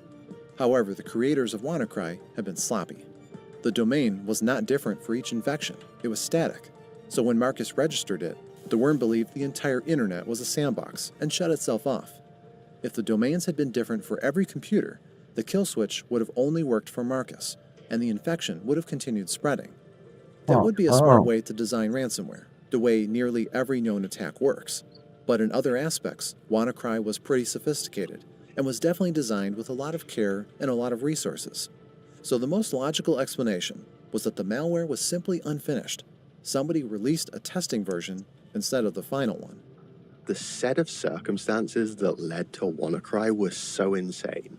Because, of course, you had the Shadow Brokers leak, and the Shadow Brokers they haven't been attributed yet, but it's widely believed to be Russian intelligence. So Russian intelligence hacks the NSA, steals one of their most prized vulnerabilities, leaks it onto the open internet, at which point North Korea pick it up and decide to make ransomware with it, and we're not even to this day sure whether WannaCry was supposed to be released yet. There are a lot of just signs in the code that it might have been a work in progress that accidentally leaked a little earlier than they had intended it to. As the investigation progressed, the UK brought the case to America, which uncovered the nastier side of it. At the end of the day, the NSA's fingerprints were all over the two stolen exploits that made WannaCry work, Eternal Blue and Double Pulsar. WannaCry's power came straight from America's intelligence, and working together, British and American investigators discovered who was behind the worm. First, the FBI analyzed WannaCry's code and concluded that there were at least two other versions of the malware, dating from February and April of 2017. All three versions shared the same code. No reverse engineer was involved. This was the work of a single group of threat actors. Then came another revelation. WannaCry had much in common with other infamous cyber attacks. The malware data chart matched the one used in the Sony and Bangladesh cyber attacks. Also, the development environment was the same, Visual C++. And while this alone does not guarantee that the malware creators were the same, one discovery made the difference. Several IPs and email addresses were reused across WannaCry, Sony, and Bangladesh. It was like finding that after robbing 3 separate places, the burglars went to the same warehouse to store the stolen goods. All of these attacks have been perpetrated by the same threat actor, and all the evidence was pointing in one direction: Lazarus Group. Lazarus Group, also known as Guardians of Peace or Who Is Team, is believed to be behind most of North Korea's cyber attacks. Jeff White, an investigative journalist, explored this group in great detail and believes these hackers never act independently. They are North Korea's war machine. Some hackers working for North Korea are accused of attacking banks, some are accused of attacking governments or media organizations. So there's this idea that there are different teams. And yes, they will be within the military because North Korea is a highly militarized society. From memory, I think something like 5 or 6 million of its 25 million inhabitants are in the military services. So yes, the hackers will be inside the military. They will be part of an organizational structure. They will have a commanding officer who is controlling what they do. So that's the sort of setup in terms of the hackers. There was one more thing all of these attacks had in common. Tracing them and connecting them allowed the investigators to finally connect the Lazarus Group to a real person, turning what used to be a shadowy organization with ties to North Korea into a group of operatives with faces and names. In the aftermath of the Sony hack and the Bangladesh heist, FBI agents found a shared network of emails that led them to a mysterious user, Kim Hyun-woo. Although this turned out to be a fabricated persona, the alias was actually helpful for the FBI. They connected this alias to Chosun Expo Group, a North Korean front company for state-sponsored hacking. Chosun Expo was initially an experimental venture between North Korea and South Korea. It sold everything from lottery tickets to mushrooms and even ornate vases. But at some point, South Korea withdrew from the venture, and North Korea maintained the business. On paper, the company's purpose was to supply various goods and services, including software, freelancing software development, and gambling-related products. But this was only on paper. The FBI soon uncovered that Chosen was connected to the Sony and Bangladesh incidents. Not only was it using an official government-run email account to target victims, but the logins of Chosen Expo's website were tied to the network of fake email accounts used in the attacks. The evidence was clear. Whoever ran the company's website also participated in the cyber attacks. They came across a Gmail address, a Google email address that had been used in that attack. So they issued a warrant to Google and said, we want the data on this account. And they discovered a CV that had been sent by one of the allegedly North Korean hackers to his new employer in China as he was going across the border to work for this company in China. And of course, it had his photo and his name and all that kind of thing. And they had this whole correspondence about how this North Korean was looking forward to going over to China, to set up in China and to have this new life. Incredible privilege, by the way, to travel abroad as a North Korean. His name was Park Jin-hyuk. Unlike other nicknames and aliases found during the investigation, he did not have a ghostly presence. His birthday, education, language proficiency, and skills were all in the hands of investigators. And this was just enough to build a case. North Korea's cyber army was behind the attacks, and Park Jin-hyuk was the executioner's hand. Hey, wake your By the end brother of up. 2017, the USA publicly shared that North Korea was behind WannaCry. The press and the White House spoke openly, pointing to Pyongyang, claiming that the reason behind the attack was to generate chaos against the USA and allies, something that North Korea obviously denied. But there was one detail the White House conveniently did not mention. As discussed thoroughly during this video, WannaCry did not have a trigger or respond to one clear event.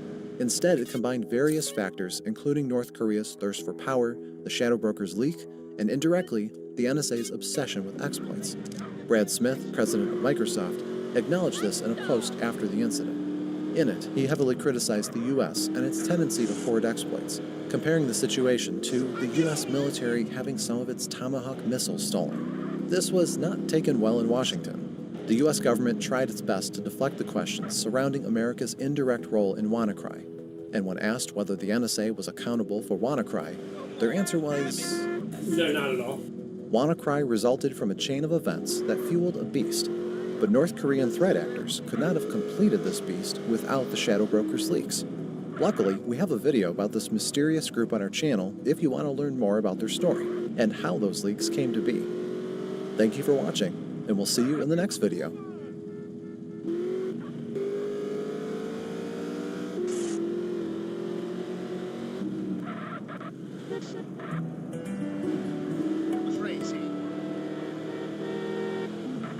Odysseus's epic return home to Ithaca after the Trojan War is by far the most famous instance of the ancient Greek homecoming story, a genre of tale characterized as nostos, which involves a hero overcoming trials to return to his home and the people dear to him. It speaks to a powerful drive all humans share, to seek out the comfort and familiarity of home, as well as the desire to reconstitute a sense of peace if that feeling is ever lost. In 1688, Swiss physician Johannes Hofer, What, the healer? yeah, He's aggressive. emotion when he coined the term nostalgia. He's aggressive. I hear him yelling all the time at him too to come back. Posted abroad, who were So, emotionally distraught it's all by kinds no of... physical pain and a longing for their homeland. He combined nostos with the Greek word for pain, algia, to describe My hotel? this phenomenon of someone who desperately desires a return. But the relatively recent identification and characterization of nostalgia should not lead us to believe that it is a modern condition. Indeed, all research shows that it manifests across cultures worldwide in pretty similar ways, meaning that this is a fundamental aspect of being human and a cognitive limitation that we all share. So, the Greek general Odysseus's nostos was naturally also present among those who claimed to be the descendants of the Trojans. Are you allowed to drive if you blind? Romans were subject to this, as we all are. The disastrous decline in Republican order that occurred with the dictatorship of Sulla. What the hell is happening right now? Let's get the fuck out of here. Past resulted in the ruling conservative No, dude, the fucking psycho take you down, cop on. You accidentally bump a car and it goes 5 stars on you, dude. No, they murderous rage to blow your car up. It's not, yeah, 5 stars. It's like a cop. You instantly have 5 stars. Though the tribunate's formal powers I don't may not remember that increase from before. since I the don't know if forms that's an of ad. attack on others, its potential Yeah, as I a don't remember platform them for going populist fucking reform lunatic on you had like made that. it a target for conservative backlash. Sulla's reforms rendered the office politically impotent. Tribunes were stripped of the ability to convene assemblies, propose legislation, and exercise veto power over public business. Furthermore, anyone who served as a tribune was barred from holding further public office, effectively transforming the position into a political dead end, and discouraging Alright, that's men enough for from me, seeking dude. it. Yeah, that's enough Sulla's for me. vision for the Republic Break was time. inherently reactionary, and It's so fucking it should clogging come every as no intersection and they're surprise all that just it was stopping right in the fueled middle by of it. nostalgia. That's In enough for weakening me. the tribunate and leading a violent purge Message against received, political foes, dude. Sulla was seeking to restore an idealized version of the Republic, which was centered around You know, in respect China, for the game just authority tell you and it's time to aristocratic get off. domination. But we're America Is and that this idyllic we're a and feminine serene country, so world we like Republic he sought nonverbal to communication. recreate never actually existed. There You know, was the no horror Babylon pre-American thing. era of peace and stability. We don't like to talk. We don't like To the words. wisdom of the senatorial oligarchy. We speak in Politics emotion had here. always been a contentious affair, dating back The even feels. to We Romulus speak and with Remus. the feels Rome here. was quite literally founded upon fratricide. See? Oh, look, a circle. He spun me in a circle. But the violence What would a not end surprise. here, and Surprise! it is a central element in the very birth of the Republic itself, which, according to tradition, Oh, look, now my player character has become openly suicidal. Surprise! and would culminate in wars against the Etruscans. Alright, break time, break time, break time. Monarchical Break time. conspiracy among elements of the Roman nobility that prompted Brutus himself Alright. to order the execution of his own sons. If you're enjoying this video, Whew. please do us a favor by Yep. liking, commenting, and subscribing. We're a small channel, and this is the only way to get the almighty YouTube algorithm to notice us. Furthermore, you can help Tribunate become more sustainable by becoming a member for as little as 99 cents a month. Thank you for all of your support. Soon after the final expulsion of the Tarquins and Rome's establishment as a republic, class conflict came to dominate the political affairs of the city. Separating myth from history in this era is notoriously difficult, Oh, but okay. we're Break told time. that over the next Walk 200 away years, from me. a period known Who as shut the the door? conflict of the orders, there were 5 Yep. distinct It's examples of it's mass just ley popular lines. action by Sydney, can you please open that door? I've opened it 4 times. mobilized to engage And I get it. strikes Everyone's thinking, until yep, they won I get it. political rights.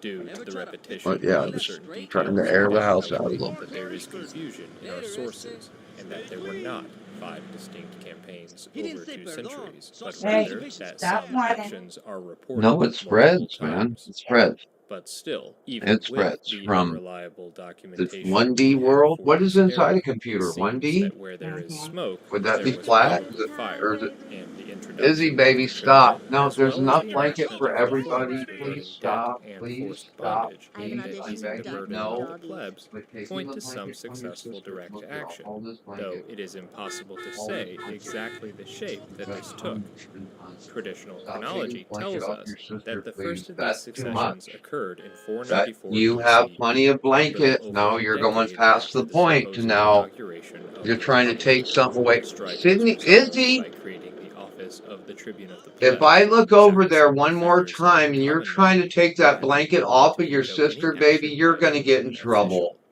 Please Tribunes then stop. were I'm just as asking you, central I'm to the begging Republic you itself nicely as any with other words. magistracy. Please Indeed, it would stop. have been impossible She's for not anyone in hurting Sulla's you. time to even She's conceive not of a taking republic your that part of the existed blanket. independent of them Please stop. and their influence. But Okay? even after the end of the conflict of the orders in 287, I'm sorry. we That's find got to that stop. You wanted politics was negative still beset attention. by You're getting key debates negative on attention. authority and popular So, rights. there was no That's the era way it of is. stability, because politics Sydney? is and always has Leave been her alone. defined by conflict and struggle. Unfortunately, at this point, Livy's chronicle of Roman history is lost, and we do not have a detailed understanding of Roman internal politics until 218, when his narrative resumes. Izzy, Unsurprisingly, leave her given the alone. prodigious Quit worrying Roman about your expansion in sister, this era, baby. the Leave debate her is now alone. dominated by questions of citizenship and land I don't know what you distribution. guys have going Two on over critical there, but please questions stop. that remain at the center of debate for the remainder of the Republic. This is Already where you're in supposed to pray. 173, we find Lucius Postimius I was Laelinus, thinking one about of the that. That's the consuls, deal. The dealing with devil wants you to complaints become a from the common soulless people machine. that large And that's landowners had why illegally appropriated too much public land. Catholicism is so difficult. Like, yeah, you're admitting it's true, but you can't just give up and become a soulless machine. You gotta love it back. Agitation over land reform was Well, I accompanied love by you. Libyans I continuing love to you. flex their muscle in defense of the common That's people, the heart. prosecuting the censors Not in recognizing that 169 it's fault, you and know, even but ordering then the for your, arrest of the consuls you know, in it's not 151. becoming soulless. The Not Gracchi becoming, were like, not yet becoming on the soulless scene, without, but we you have know what I evidence mean? of enormous discontent. Just smiling and Conflict. praying It and grows more difficult to claim trying that to the stay popular calm brothers without becoming injected completely disorder dead. into Roman politics when no era That's of the harmony truth, child. can be identified. The immense power and prestige of the tribunate, even prior to the Gracchi, is reflected in its ability to counteract the consuls and even the censors, magistrates that are typically believed as Izzy, what are you doing, baby? Okay, come on. Hey, but the come on, strength Izzy. of the Hey, tribunate shows that you within its over own here. sphere of influence, I don't even know it why was you're over regarded there. as Okay, carrying sit down. precedence, and had Izzy, held you this better not be not distinction long before Sulla was even alive to take issue with it.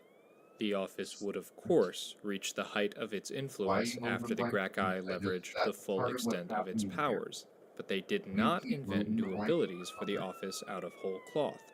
Rather, they took previous precedents to their logical conclusions, and the deposition of Tiberius's tribunician colleague Octavius indicates that they were operating on a theory of popular sovereignty that had its roots in Rome's citizen body as a whole, not just Yes, the I narrow literally elite. have to referee For, two as girls stated laying on a earlier, couch. the question of land The distribution next had step been is you guys are central going to to get Roman separated. politics for nearly a Oh, century. I know you're hungry. 33, Mom's cooking and had breakfast. only grown in Just woke up. importance in the wake of Rome's military success Everybody's and expansion, happy. as it moved beyond being a simple There's a Italian history power podcast into the on. hegemon of the More could you entire ask for? Mediterranean after 146.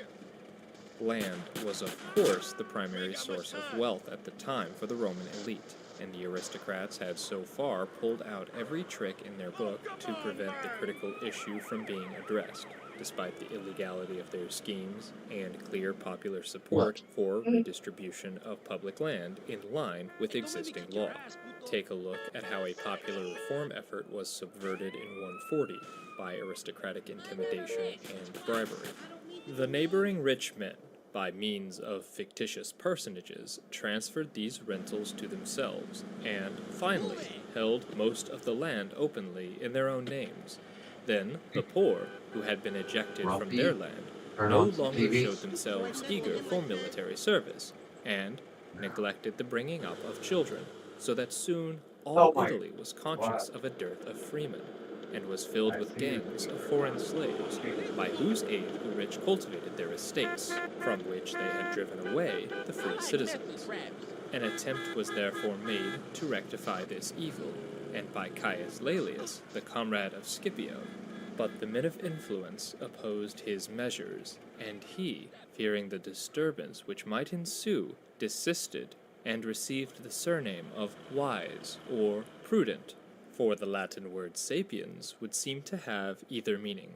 Tiberius, however, on being elected tribune of the people, took the matter directly in hand. The willingness of Tiberius Gracchus to go to the people and circumvent the Senate was his greatest innovation, but here again we must stress that he was acting in accordance with the law. The people alone had the right to enact legislation, and the Senate need only be consulted. I have spoken previously about how, at least initially, Gracchus was not a radical. Rather, he was someone who wanted existing law to be enforced, and he followed constitutional precedents to achieve this. So by pinning all his complaints on the post-Gracken tribunate, Sulla revealed that his chief objection wasn't necessarily to the office itself, but rather the new stock of men who increasingly held the position and were willing to counteract the Senate. For we must remember that the tribunate had always been filled by men from wealthy families, and as such, they were reluctant to act against their own interests as members of the senatorial class, even if on paper they had the power to do so. But Sulla could not recognize that tension and conflict had always been part of Republican politics. He clung to a comforting yet fictitious belief, being motivated by false nostalgia and a feeling that he alone could restore peace through a few legal reforms and copious amounts of bloodshed. If we want to pretend that his problem was with the introduction of violence to the political arena, then we must ignore the reality that it was the Grackens who faced armed repression, and overwhelmingly the populares who bled at the hands of the optimates. Furthermore, if Sulla truly felt that the introduction of violence into the political process was a tragedy, then his approach to fixing this dissent doesn't show it, for Sulla's dictatorship marked a turning point in Roman history, characterized by unprecedented violence and sweeping constitutional changes. His reign began with a brutal purge targeting his political enemies. Claiming to restore the Republic, Sulla instead dismantled its foundational principles, concentrating power in the hands of the aristocracy while stripping the masses of hard-won rights. After his resignation in 80 and his death in 78, much of his constitutional framework was swiftly dismantled, reflecting its lack of support among the Romans. Sulla's dictatorship ultimately highlighted the fragility of the Republic, and how easily the entire edifice would topple if given a push. Far from saving the Republic, this nostalgic vision had fatally crippled it. This is to be expected when imagination and magical thinking is applied to the material concerns of politics. The sheer irrationality and delusion of Sulla's approach is apparent to us centuries later, but what remains harder to diagnose is when we ourselves fall into the trance of thinking through the lens of nostalgia, and in so doing, neglect the root causes of the problems that plague modern society in favor of comforting tales and the easy identification of nefarious boogeymen. Ironically, this misapplication of blame only perpetuates the status quo. Sulla's bloody rampage illustrates that nostalgic political visions that are untethered to reality lay the groundwork for authoritarianism and a savior complex that excuses lawlessness in favor of a supposed greater good. We are all subject to this Gottman flaw. It's no accident that everyone tends to think of the times when they were younger and had less responsibilities as innately better.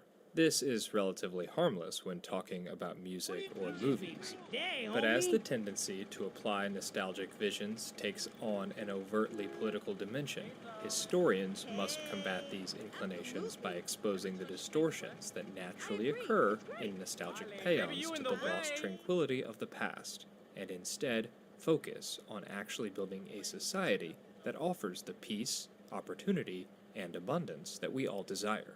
A golden age is possible, but it lies in building a shared, equitable future, not in recovering a lost past.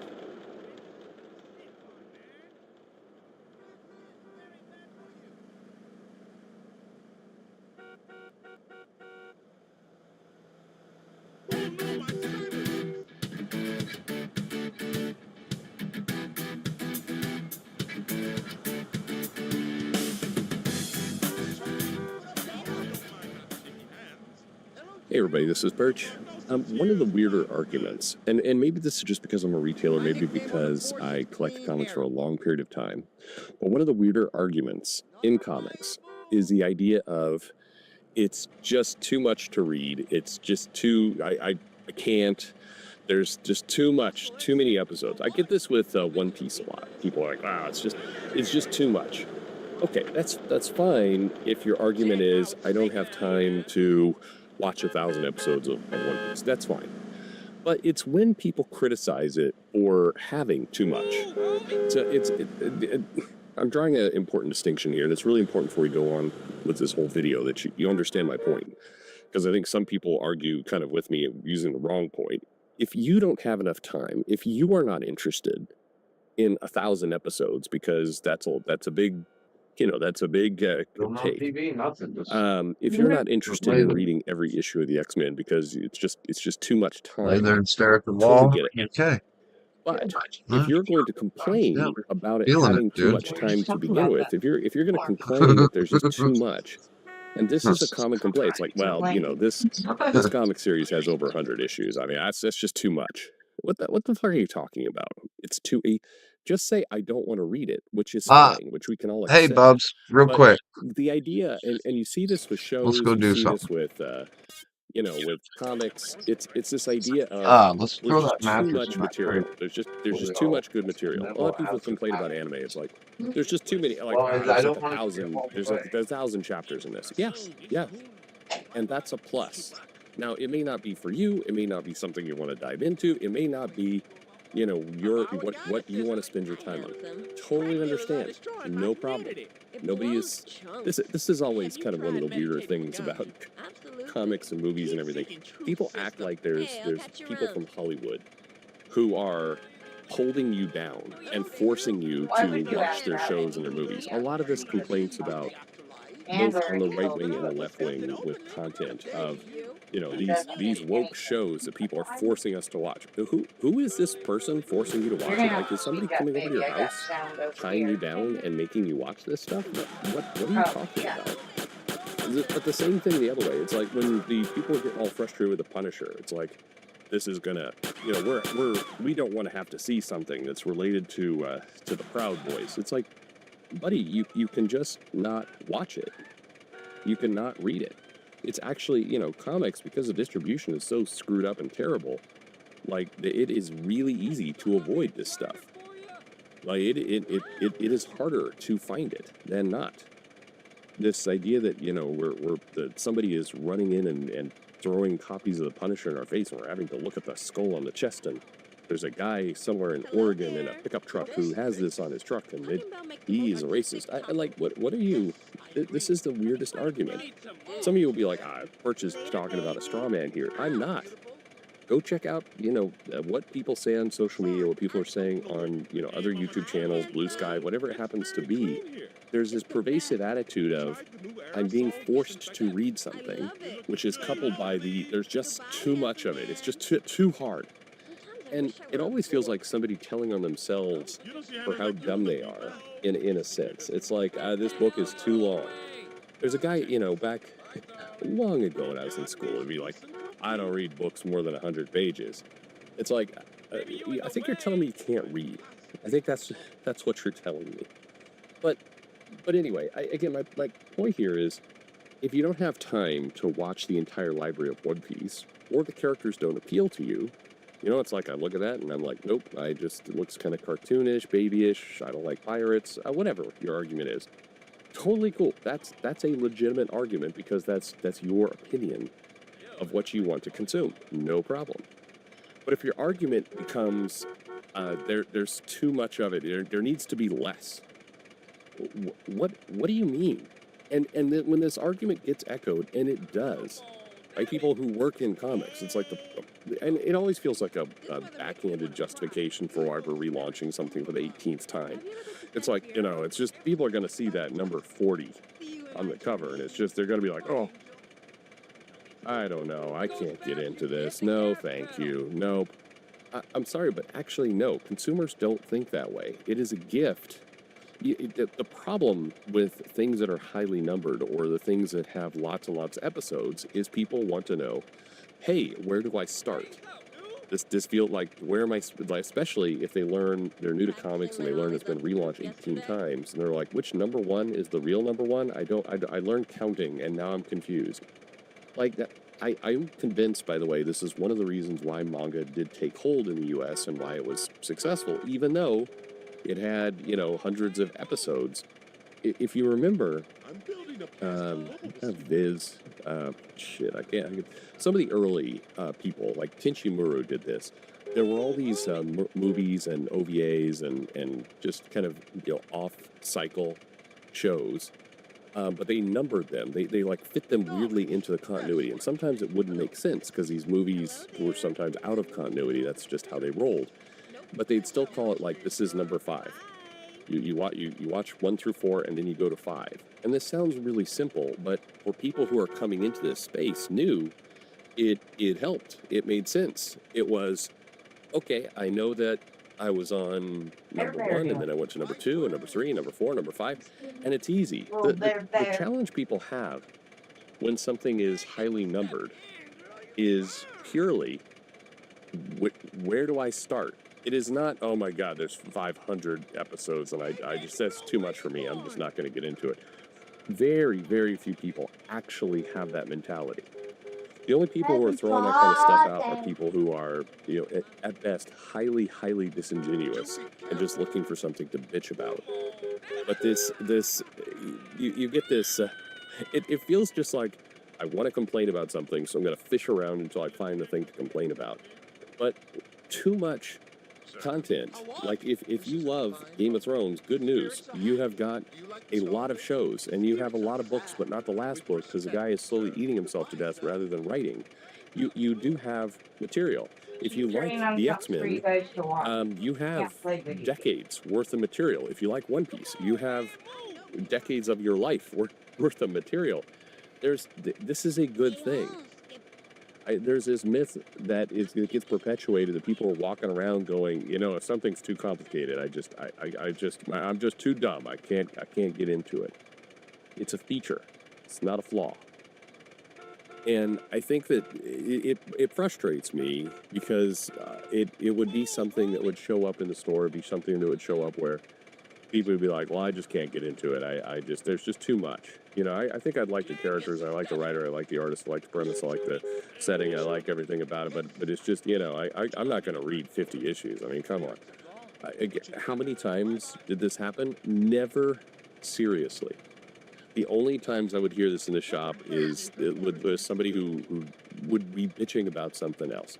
It'd be somebody who hates Marvel, and they like indie comics, and they're fishing around for why they want to push their indie comics. They're like, well, I don't like things that just go on forever. I was like, okay, cool. You don't have to read it. Again, Stan Lee, when he was alive, it's not going to come out of your house, tie you down, and be like, guess what, true believer? You're going to read every issue of this Fantastic Four, you dick. Looking good. He wouldn't do that. Jack Kirby. Yeah. He actually had the strength and willpower to actually do that. But no, nobody is forcing you to read anything. You should be happy if there's so much in a run that people put so much effort into it that you could legitimately entertain yourself for years with something you love. That's a plus. You don't have to sit down in one reading and read 1,000 issues without going to the bathroom. Just stop making it stupid. Enjoy the fact that there are lots and lots and lots of something that you enjoy. And if you don't like it, if it's not for you, don't read it. But don't sit there and then throw rocks. Well, the reason I'm not reading it is because it's just too much. I can't read that much. That's just too much. Fuck off. Again, you're telling on yourself that you just don't like to read at that point. There's lots of problems in movies. There's lots of problems in comics. There's lots of good things about movies and comics and all these other things. There's goods and bads there. But one thing that is definitely not a bad is when there's too much of something. I'm off to engage with That is not bad. If somebody is burning it down, they're putting out too much content, and the content doesn't have good quality. Okay, the problem is the quality. It's not the volume. Maybe the volume led to bad quality, fine, but the quality is the issue that you're going to hate it. The volume is not. I guess I'm making 2 points at once here. Volume is good. Carl, don't be an idiot. Use the goblin to move that barrel. You don't have to read this stuff. You just don't. You're under no moral obligation. People are acting like, I made a sacred vow to review every single movie that came out and judge it accordingly. Nobody. That's not a thing. It's not a job, and it's not a thing. Just relax. You'll be fine. Carl, thanks for listening. I'm blocked. How much money do you think that your husband should have to pay for the wedding or for your ring? $100. $100? Yeah. Okay, Oh, well, that's dude. reasonable. Cursed barrel in the way. There it Yeah, is. that's great. Okay. $100 is perfect. Are you calling me cheap? No, I'm not at all. Then I hope he spends $100 million on my ring and wedding. No, that would be stupid. Why? So think about this for a second. If you're trying to have a, a life, with your husband, do you want to be in debt immediately? No, probably like $500 on the ring. $500 on the ring. Not like a decent ring, just not like one of those plastic party rings. Okay, you don't want a plastic party ring. I think that's fair. And then like $1,000 on the wedding. $1,000 for the wedding. And I'll have and a $500 ring. And I'll have a huge banner Get a outside plank my from our base and make a bridge across big that gap. mansion saying, donate to me because I'm so poor. I need money to help fund my wedding. Do you think that people are going to see you in a giant mansion and think, yeah, this is somebody I want to donate toward? Yes, Why? I'll be the president. Oh, you're going to be the president? Yeah. Okay, you're going to be the president, and you want to have a $1,000 wedding and a $500 ring. And if your husband, you want him intelligent first and handsome second. Yeah. But if he's too poor, he has to go get a new job. Yeah. To support you, the president. Yeah. Get me a plank to cross that Everybody river. will want to marry me because I'll be the first girl president. You'll be the first girl president? Yeah. You're not eligible to be the president for a while. Carl, there's no bridge. So you're basically There's no saying the bridge. Trump family is going to continue to defeat all the women until it's your turn to be president? Yes. Okay, fair enough. Carl, I need a bridge now.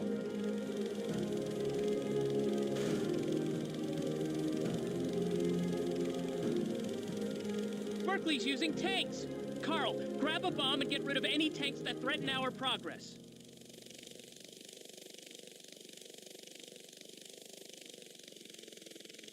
When you're in Navy medicine, you see more than numbers on a chart. Behind every checkup, every set of vitals, is a service member who needs you. A pilot preparing for takeoff, a submariner diving beneath the waves. Here, medicine makes the mission. Navy medicine lets you focus on patients who protect us all, while we focus on administrative hassles and even reimburse your medical school loans. Start your mission at Navy.com/medicine. America's Navy, forged by the sea. He lay listening to the water drip in the woods, bedrock this, the cold and the silence, the ashes of the late world carried on the bleak and temporal winds to and fro in the void, carried forth and scattered and carried forth again, everything uncoupled from its shoring, unsupported in the ashen air, sustained by a breath, trembling in brief, if only my heart were stuck. We'll break down one of the most disturbing and bleak post-apocalyptic scenarios in science fiction, while trying to discern the cause of the apocalypse. Let me take my hand on off today's here video. so I can see. Yep. No, I missed it.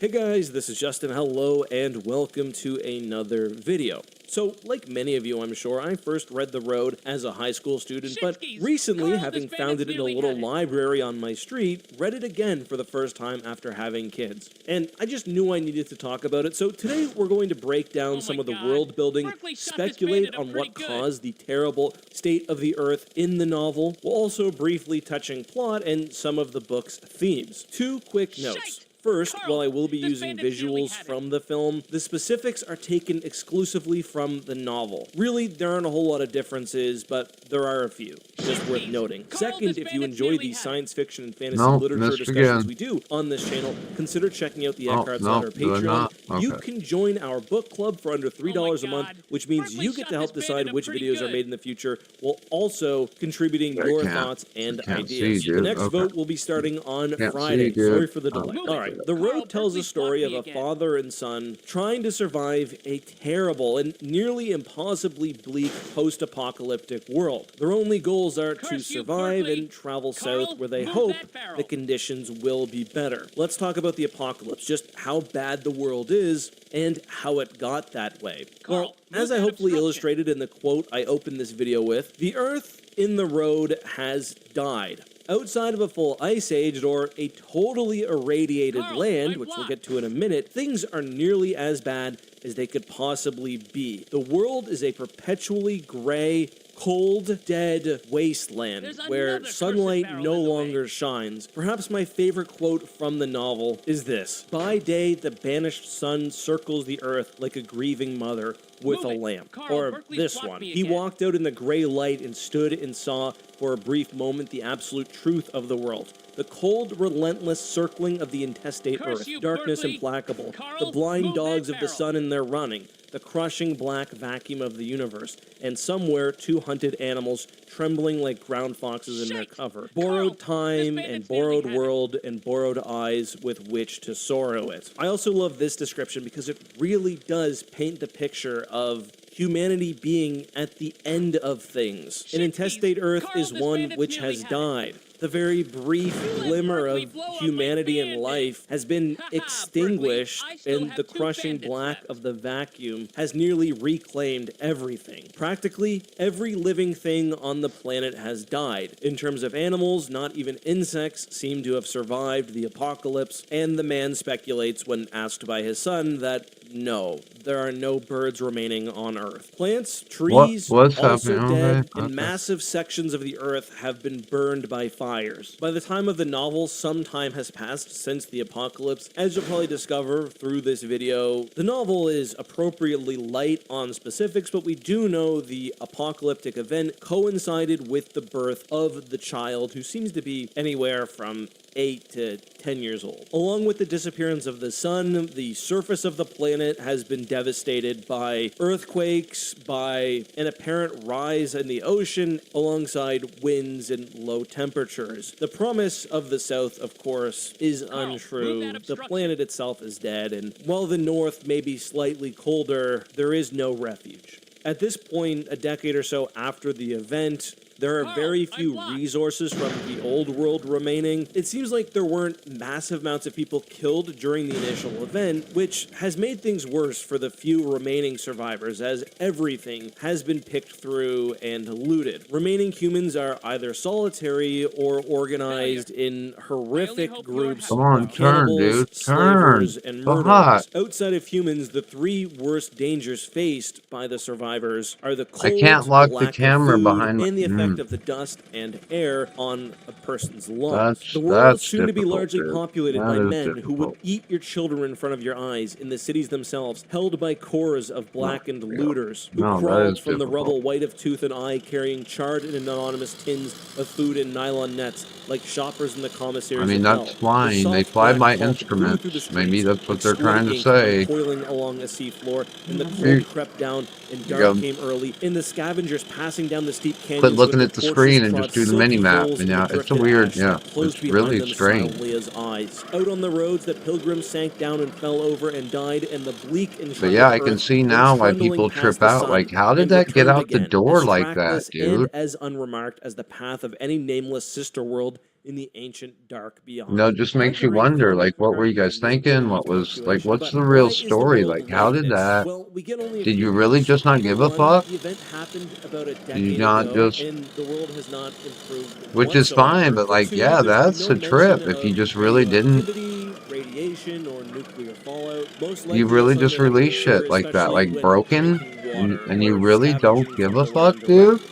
It That's seems weird. very That's, unlikely that the apocalypse was caused by and nuclear like, you weapons. would One think, like, common no, theory I've nobody read would do is that, that the you know? planet So then, like, suffered what massive were they tectonic thinking? shifts, Like, resulting what were in the you, eruption of a supervolcano, what and was there your is some thought there, evidence of dude, with this. that, It seems like there is some it being tectonic like that? activity, and the skies are still darkened. However, I think there's one That's the kind of based on shit textual journalism. Like, evidence who's the answer, guy? which Who's the is guy that most did that? Who's likely, the guy that that made being that an decision? asteroid impact. The book contains Why does several it, you know, flashbacks. start There's calling one which people takes up, place find during names? the event itself, Like, why where did the you guys man do sees that? a long sheer of And then was it light a and then a financial series of decision? low And then, yeah, can concussions. you How it explain to it, like, immediately how does that fails, play clock into it? stop, indicating to me that there Like, was a how massive much money are we impact talking somewhere. about? You know, And when he looks out the window, he sees a dull like, it would have rose taken that glow long on the to make it window where I can glass. lock To the me, this camera indicates behind my some form of helicopter? impact or Or, explosion. but it might And have, given the like, yeah, lack of that's any what you don't radiation or understand about these these about computer asteroid programs. It's seems the just most not as likely simple to as me. that. We also read frequently about the oceans having changed, massive swaths of land So, being burned away, and of course, the anyways, sky frustrate totally Dean. obscured by clouds. That to me is most likely, but I'm not a geologist. I also do, however, like the super volcano explosion, but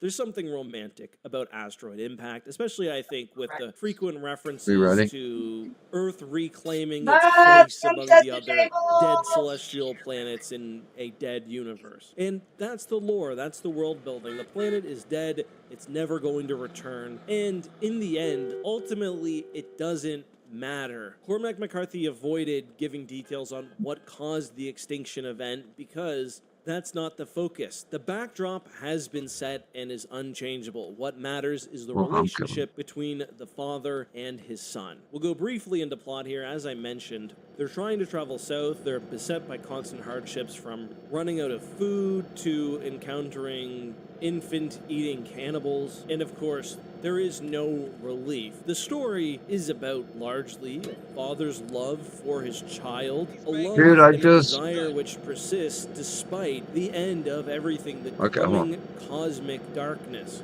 The man fights tooth and nail. He takes every single Did you know you thing could he drive the can, train in wills to GTA? even give his son a bit more life, knowing that he himself is afflicted with a soon-to-be fatal condition, and that really there is no hope.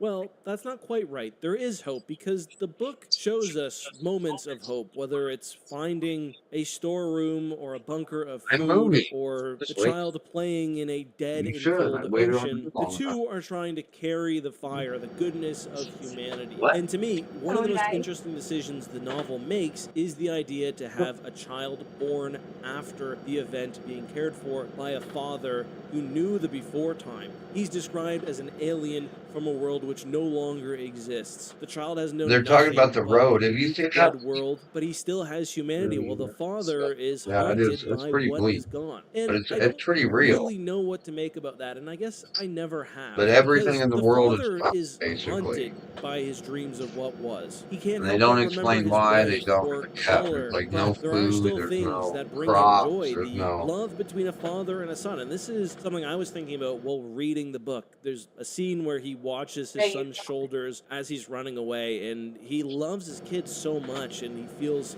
so terribly that his child is so skinny and he can't protect him. And Yeah, that's something it's as a about father, trying to as a good father at least, I think every stay single human, person who I reads guess. would relate to. The little things about your children, the little ways they Nightmare express themselves situation. and exist that you fall in love with. The sort of inherently vulnerable and childlike aspects of them that you feel you have to protect. And I think that's why he tries to keep surviving. He carries with him a gun with one bullet. It's meant for the child to kill himself rather than be abducted by roving gangs if that looks imminent. But the child didn't experience that before time. He doesn't have nostalgia. His dreams are all nightmares of bad things which could happen. He wants to keep living, and so the father perseveres until he eventually dies with another little spark of hope at the end of the novel. The child being taken in by another group who seem to be well supplied and prepared to survive for a time anyway. But there's no real easy answer to what you take away from this novel in terms of nostalgia. Honestly, I read it partially as a warning. Because although, yes, there is happiness and hope still to be found in the conditions, I want to just read the way the book ends. Once there were brook trouts in the streams and the mountains. You could see them standing in the amber currents where the white edges of their fins wimpled softly in the flow. They smelled of moss in your hand, polished and muscular and torsional. On their backs were vermiculate patterns that were maps of the world in its becoming, maps and mazes of a thing which could not be put back, not be made right again. In the deep glens where they lived, all things were older than man, and they hummed of mystery. It's a reminder that the world before was beautiful almost to an absurd degree, especially when compared with the dreariness and the grayness and the slate of the new world. But we're the reader. That earth is still here. We still reside in that golden era. And to me, I think that's largely why such an awful book in terms of what happens to the characters still, to me, is really optimistic. That love between humans, between man and son, still exists, and we live in a place where At From least for now, Xavier the thing doesn't need to be Gomez? put What's down. that? Those What are is my what? thoughts, though. I really Looks look like forward to from the reading yours down vows, below. If I you enjoyed say. this video and you I want to say engage in more science fiction, fantasy,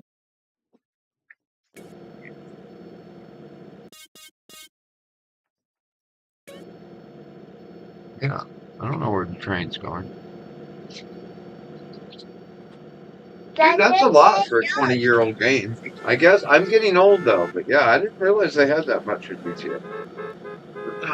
In San Andreas. But I don't know if I'm playing the base version or the deluxe edition. They might have made changes. Because usually when they, what you call it, after a certain period of time, all they sell is like the deluxe or premium edition. They So don't I sell might the have. missing. I'm not sure if it's the base or what.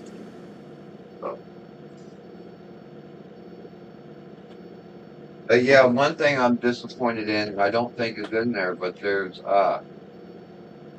they have a bunch of semi trucks without backs on them, you know, that you can steal running around, and then you notice there's a lot of trailers sitting around.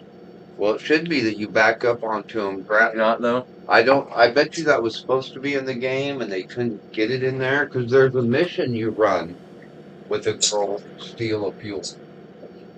And there's trucker missions, you know, like you go and do them. But yeah, I bet you that's originally how it was supposed to be, and somehow didn't make the cut. Cause yeah, that would be cool. Running around, killing fuel truck, taking them, dropping off to the Ukrainians or the Russians. Grab some Russian oil, take it to the dock. How are the eggs this morning, Bubs? It's love. It's love. Love is the fifth flavor. Love is not in an ingredient. Totally is. It'd be the sixth flavor.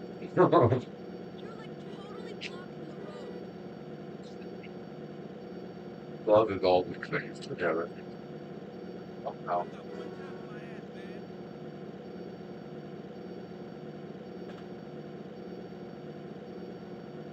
No, Joseph's only salty. Yeah, and you're only bitter. That's kind of a cute joke. You were a flavor. And on point, too. Alright, I know, and I just thought that was cute for a 9-year-old. I'm just saying.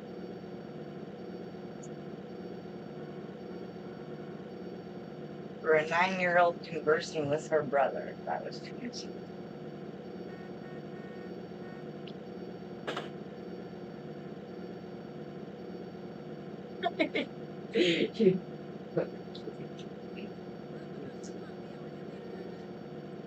Dad, do you have my tummy just? Yeah. If we, Mom, if I eat some more chickens yet, guys might have some of my treat cereal. Oh, I noticed you got some good cereal. Yeah.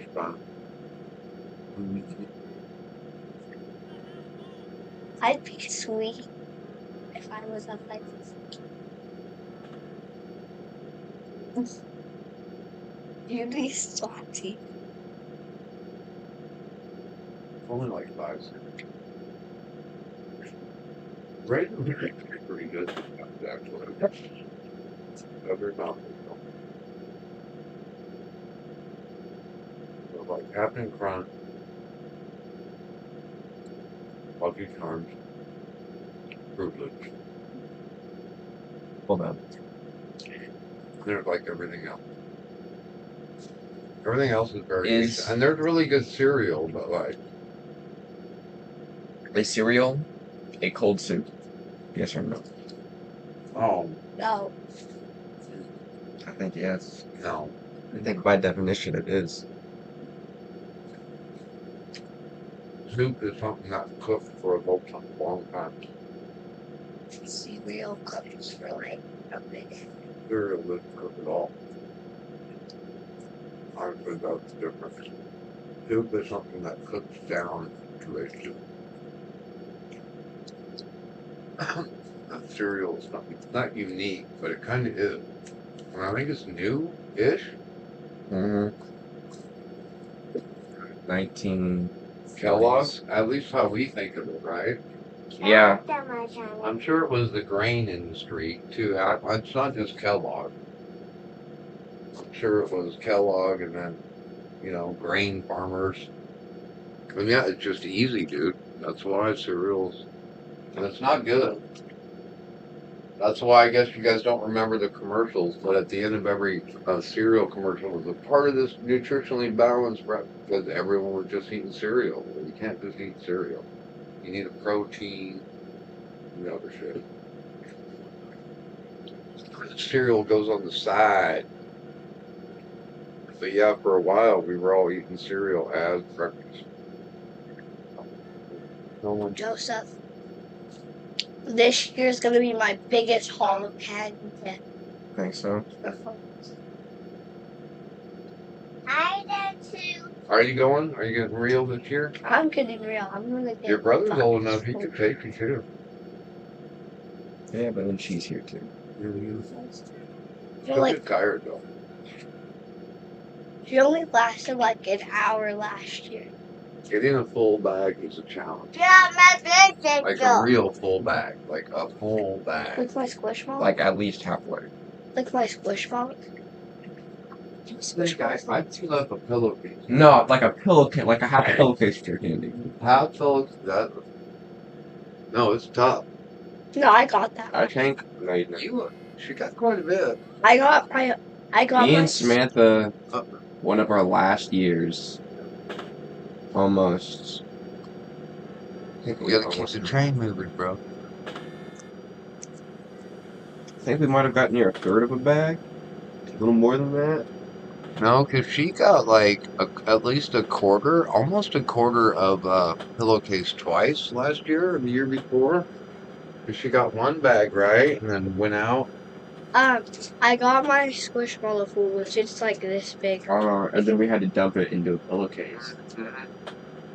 So yeah, you got quite a bit of candy last year. You did. I remember. And then I filled up my other one.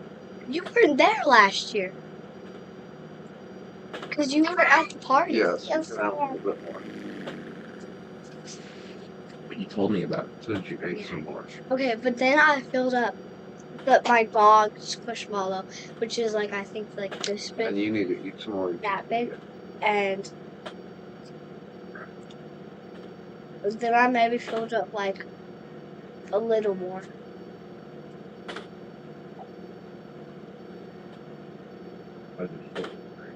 But yeah, like I got like a truckload full of candy that year. Oh, I'll take them. I was glad. Which is wrong. Yeah, I opened today. yeah.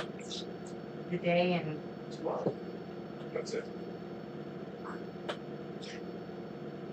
Carve up some of my cereal now.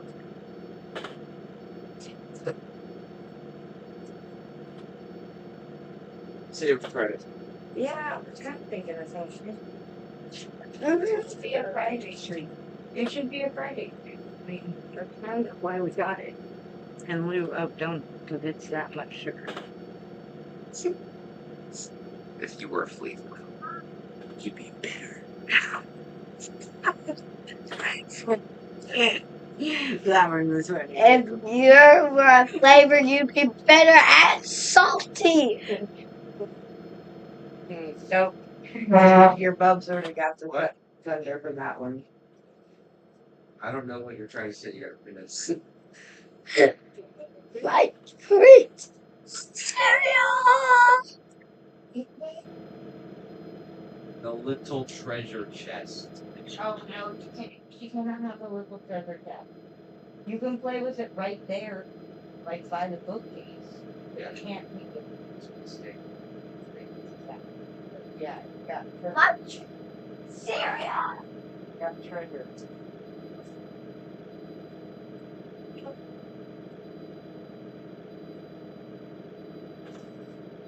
Yeah, come eat more of your quesadilla, kid. You need the protein. Salty and bitter and sour.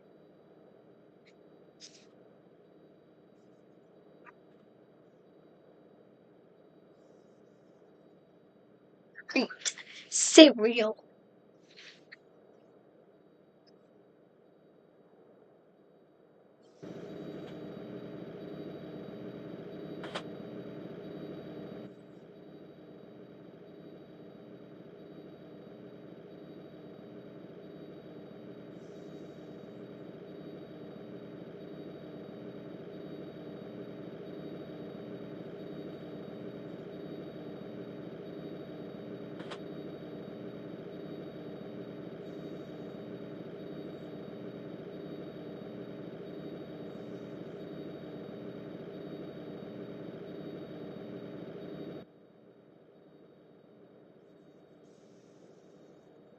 All right, girls, let's get dressed. Dress, hair, teeth. Wanted my treat cereal.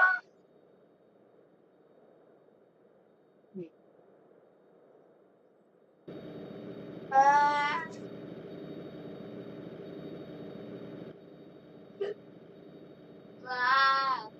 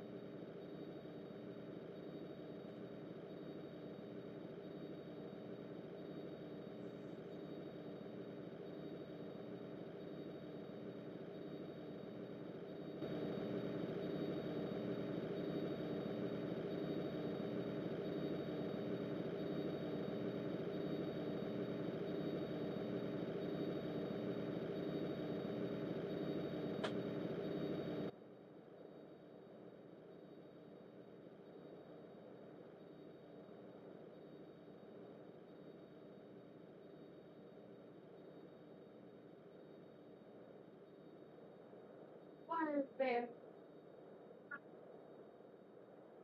Hmm?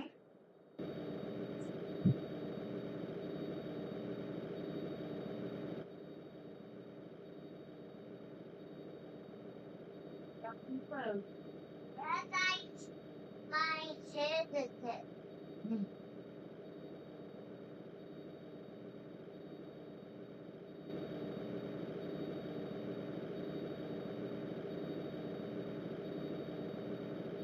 Like it would be salty and sour.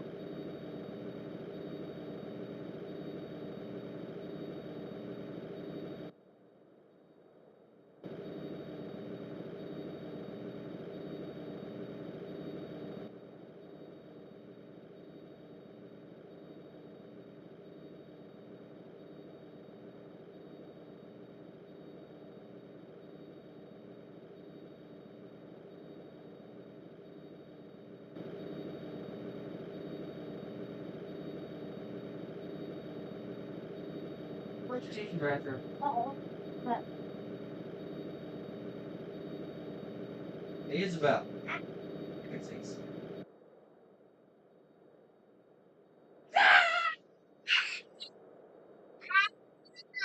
No, you're my baby.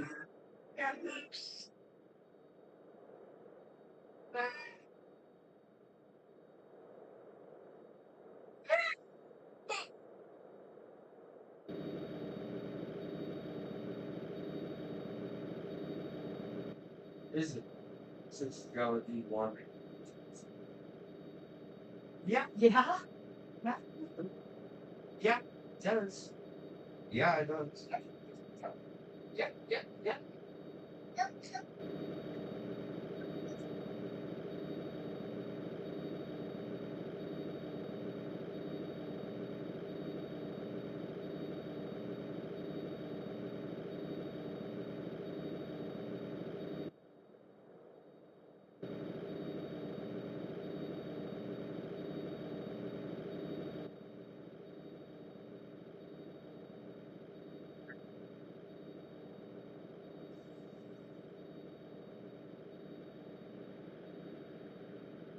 Make me a cup of coffee, please, Bubs. What time we got to be there? 10?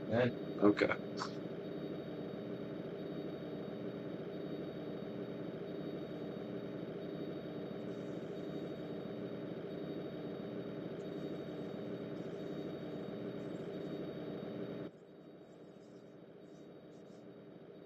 I used your fresh jalapeno. Did you taste it? No, I didn't actually.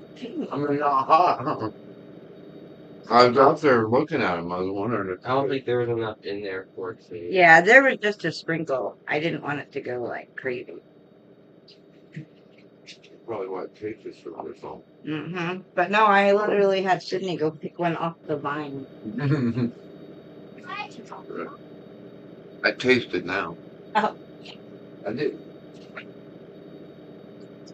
wait, Mom, what? No, not bad. It's not bad.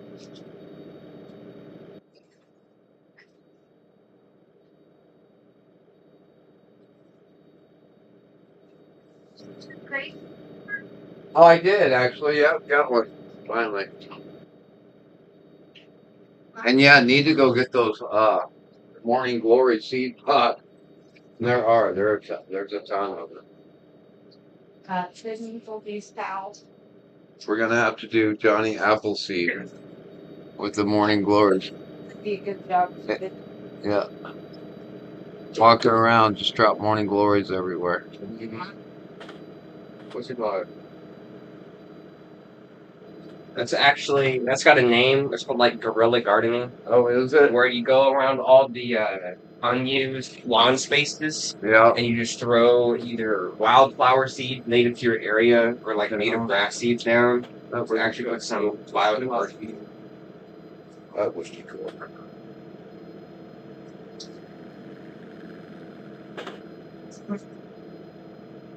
Geo-seeding.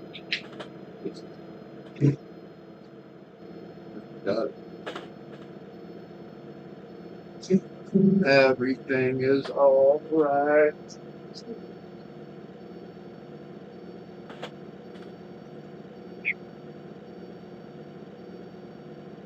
You'd be bitter. I said. Yeah. Yeah, you missed it. Hmm. I told her she couldn't have cereal. She was all whining. Then her brother came over and whispered softly, "Your flavor would be bitter." That's right.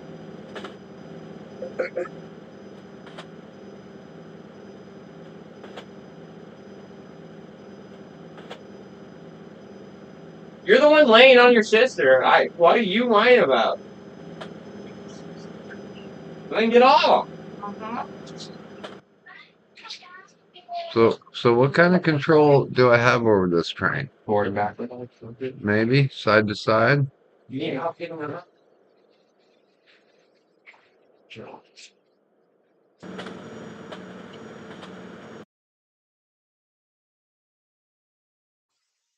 In literature discussions, please join the Eckhart Slander Patreon. Until next time, be safe. And you need to get up to the child. Okay, get up, baby. Get up. Yeah, thank you. You need to get. Oh. Cascade Platinum Plus has a great. You need to get your vitamins. Mom. You're welcome. Mom. When is afternoon? When is afternoon? Yeah. Like after 12. After.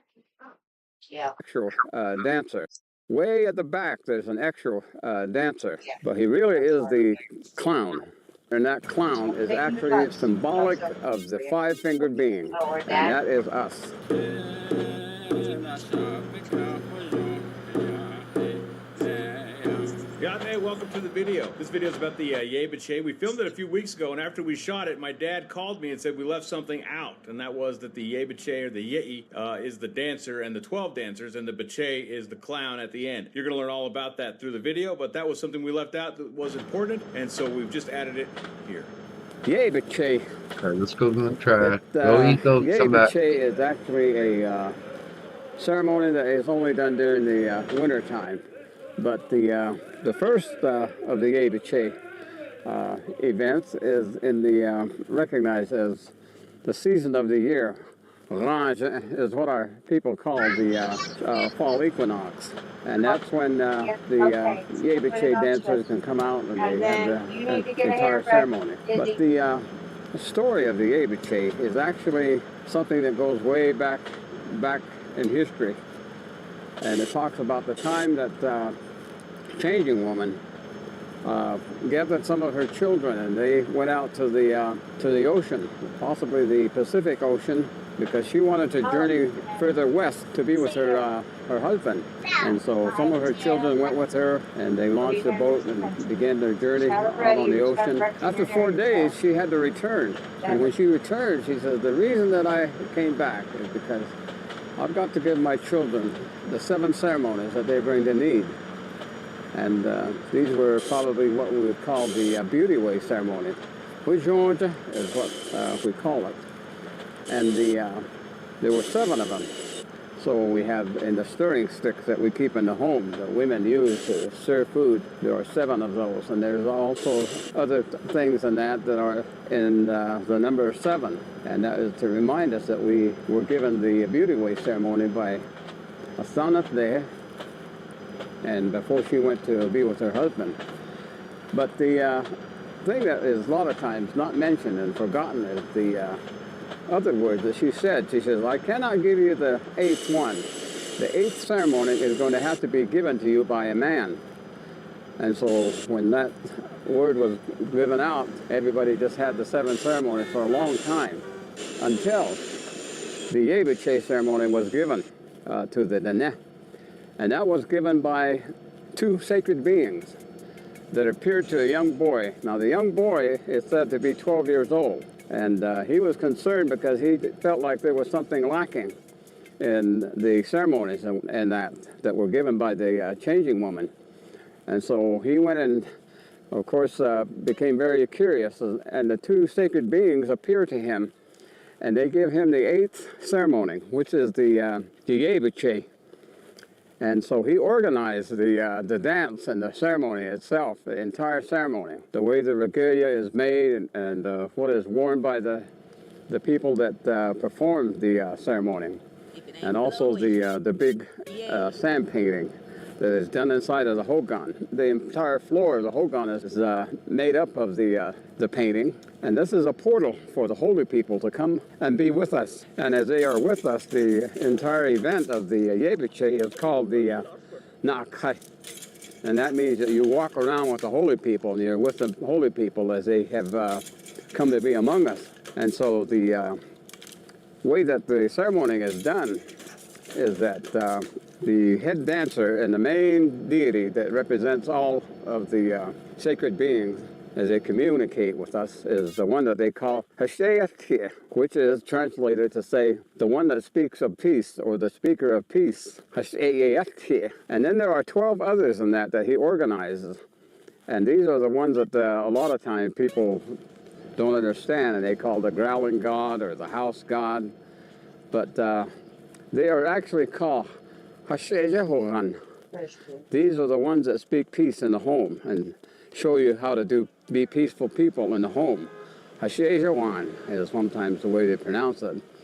But there are 12 of them. And so at these events, when the ceremonies are performed in the fall of the year, first the 2 sacred beings, Ya'ash is what they say when they use. Ya'ash is when they go and these 2 sacred beings are represented, and the Neh take their corn pollen and they make offerings and they make promises. As originally what it was is that the holy people If you will do this for us, we will do this as your children. And that was the way that the offerings and that, yanada ifni, is what they call it. And so after that, then the Yebiche, before they get into a dancing situation, they go out and collect donations. And they go from home to home in different parts of the area, and they receive whatever is given as food items in most cases, and they use that during the ceremony to feed the people that might come to be at the place where they call them dakai. The Yebiche dances, as they are performed, is that the head yei, he's the one that I called Sheyeshke. He has the 12 feathers in his headdress, and these are eagle feathers. And then he is up at Why the you head. eyeballing All me, of these girl? dancers wear masks, and they are never to speak words at all. They can make animal sounds and bird sounds and other Yeah. types of sounds, but Yeah, they that's cannot right. say words while they are in their Yeah. regalia of the dancing and that they have to participate in. And they Did you also dress have yourself? every piece of I can tell. clothing and that, or You covering look that they wear, beautiful. has very sacred She likes significance. dresses. And the teaching is really quite Well, extensive. But it's you my do fault need to too. I know put them in pants that and t-shirts when the every day. Yebiche Like, dancers I'm stand up lazy. and they begin to It's perform the utilitarian. dance and to sing the song, they line up And behind especially those the head dancer, jeggings or jogging, and like they're just easy. They Aseyolan, and match all every those t-shirt. 12 of them So I line up. can literally grab a Way at the pair of back, those there's and an a actual t-shirt or a dancer. shirt and boom, she's He's the one done. that they Well, call that's like Kone boy Nene, water clothing. sprinkler. Like, yeah. But he really is the clown. Now that water sprinkler and that clown Yeah. is actually the symbolic of the I know it. five-fingered Yeah. being, and that is us. But that's why I started He to is let a her dress symbol of herself, us because she at the dresses way more like a back girl. after And I let her dress Aseyolan, herself. Aseyashki, and so when they begin to Suck, dance, kid. they watch the head See you dancer. eyeballing If me. he takes one step to the left, they take one step to the left. If he takes two Hey, steps to crack the that right, front door they for take daddy, two steps please. to the right. But that's the way the dancers follow each other, is that they follow the head dancer. They follow the speaker of peace. And the speakers of peace in the home follow everything that the head dancer does. And the one that's at the back, Tune, he can sometimes do the same thing as the dancers, taking one step to the left and two to the right, or whatever it is that they're doing. He's supposed to stay right behind them and do exactly as they do. And the thing that he ends up doing is he begins to clown around. He runs off into Yeah. the crowd and does silly things. And everybody thinks he is so cute. And that's why he's regarded as a clown. But you have to remember that he is the one that is symbolic of all of the five-fingered beings. We don't make the effort to follow the holy people, to do exactly as they do, and to follow them in the things that they try to instruct us with. We always try to go and do the things that we think is funny and enjoyable, and we try to Where's first? satisfy our own physical appetites, and we forget the things that are sacred. And so it is that that's the one thing about this particular Nope. ceremony, Yebiche. That's an opportunity to be among the She holy got hurt. people, to Yeah. walk with them, and to be with them, Come on, dude. and to make your promises. And the promises is the Anata Ithi, is the time when the two sacred beings appear. And those are the things that we are kind of forgetting. We are forgetting a lot of the traditional teachings, a lot of the ceremonies and that are being performed. So much of it is being lost, and our people are not learning. Is what they say. And I would encourage young people to understand that follow the holy people. They know what they're doing. Come on. Listen to the holy No, people's no, teachings no, and try no, to make no, your life no, enjoyable no, no, and no, have the no, peace no, and no. the confidence and All the of that was coming no, dude. when you All follow the of holy that was people. no. And those are the things that we are told. Sorry, all of that, dude. All of that. Yeah. All of that was no. Wow. That was intense.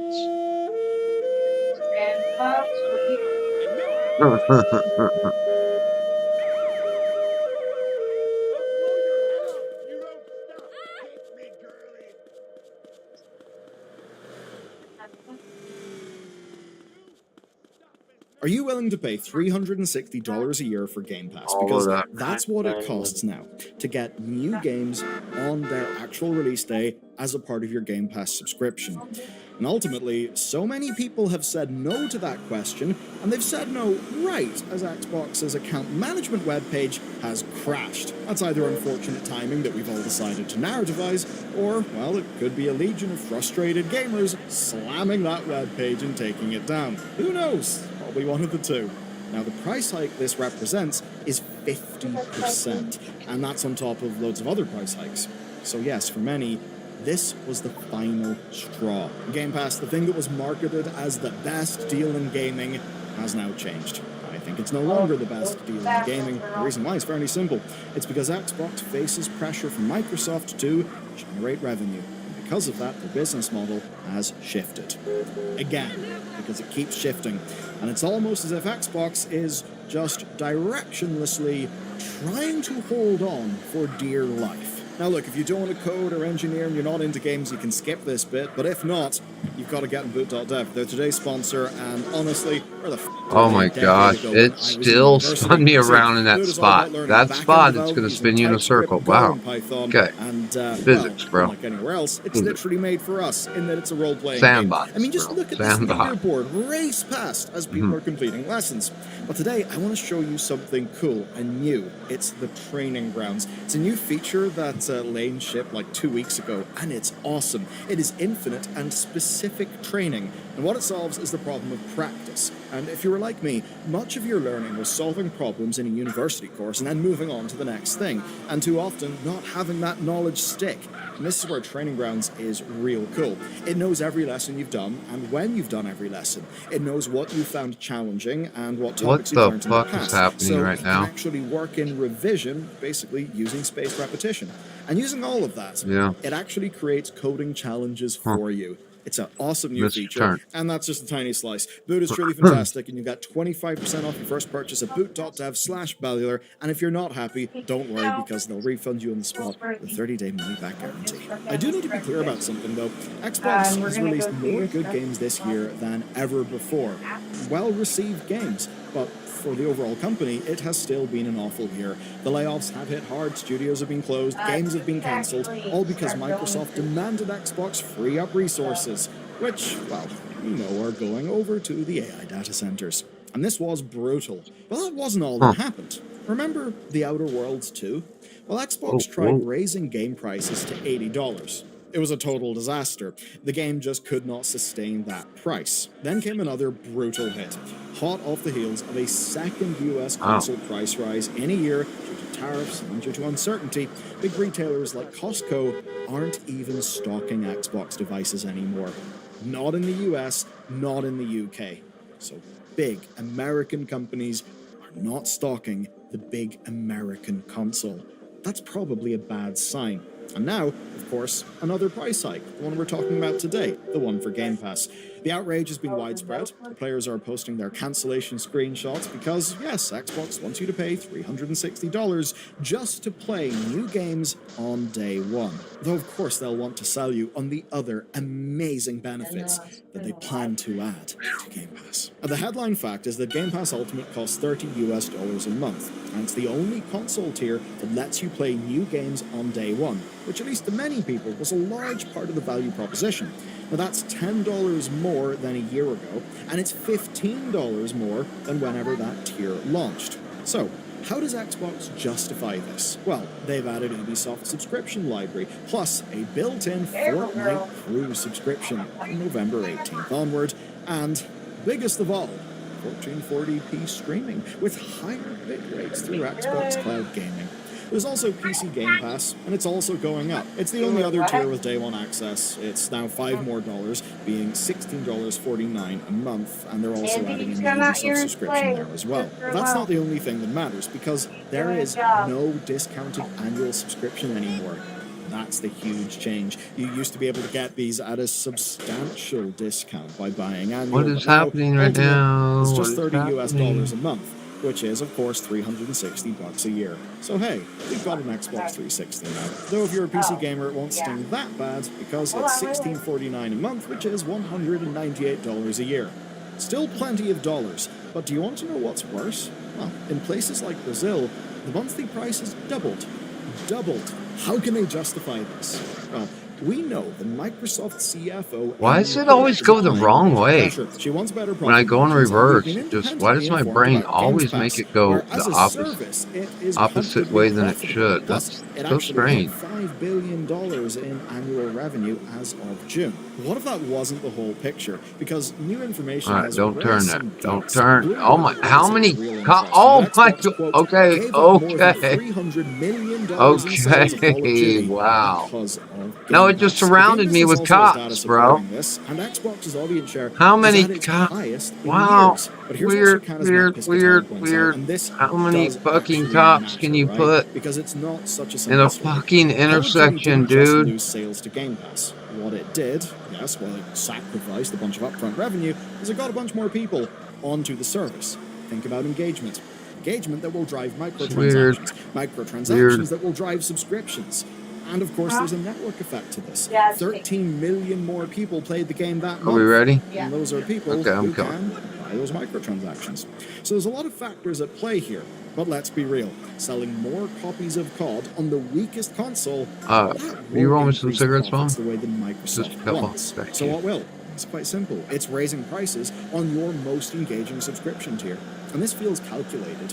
You see, last year, Ultimate saw a price increase.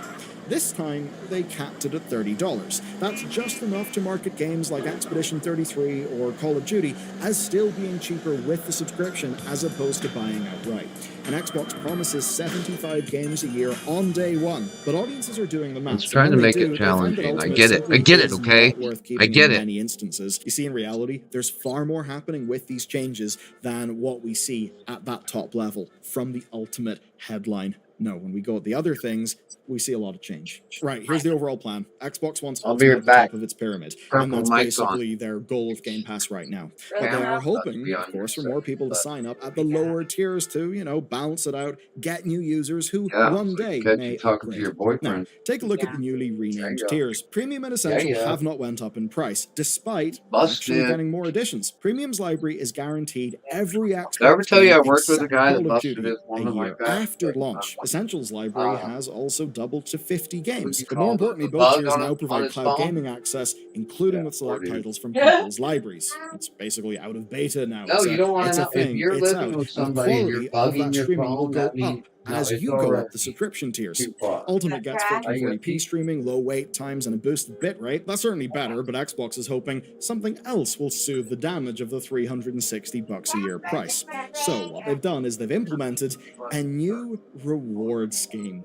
And this is great. Yeah. Here's how it works. It's a little devious. As you play games, you can complete quests and in-game challenges. Those will reward you with Microsoft Store credits, which you can spend elsewhere in their ecosystem. That means you can buy expansions, DLC, games, whatever. But you should notice the timing here. Recently came a reveal, and that reveal was that points can no longer be efficiently exchanged for Game Pass subscriptions. They can still be exchanged, but not as efficiently. And then players realize something else. They can't get upfront discounts on DLC No, he anymore. sounds So like AI. now the benefit comes after you're engaged with the reward system. There's a little more friction there. And essentially, Microsoft hopes players won't use the discounts as broadly. So here are the broad takeaways. Essential and Premium are slightly better products now. They're usable on PC and via cloud, but with no price increase. So that's good. PC Game Pass has either became more expensive or that price increase has came with value that actually justifies it, and that will basically depend on how much you like Ubisoft's library.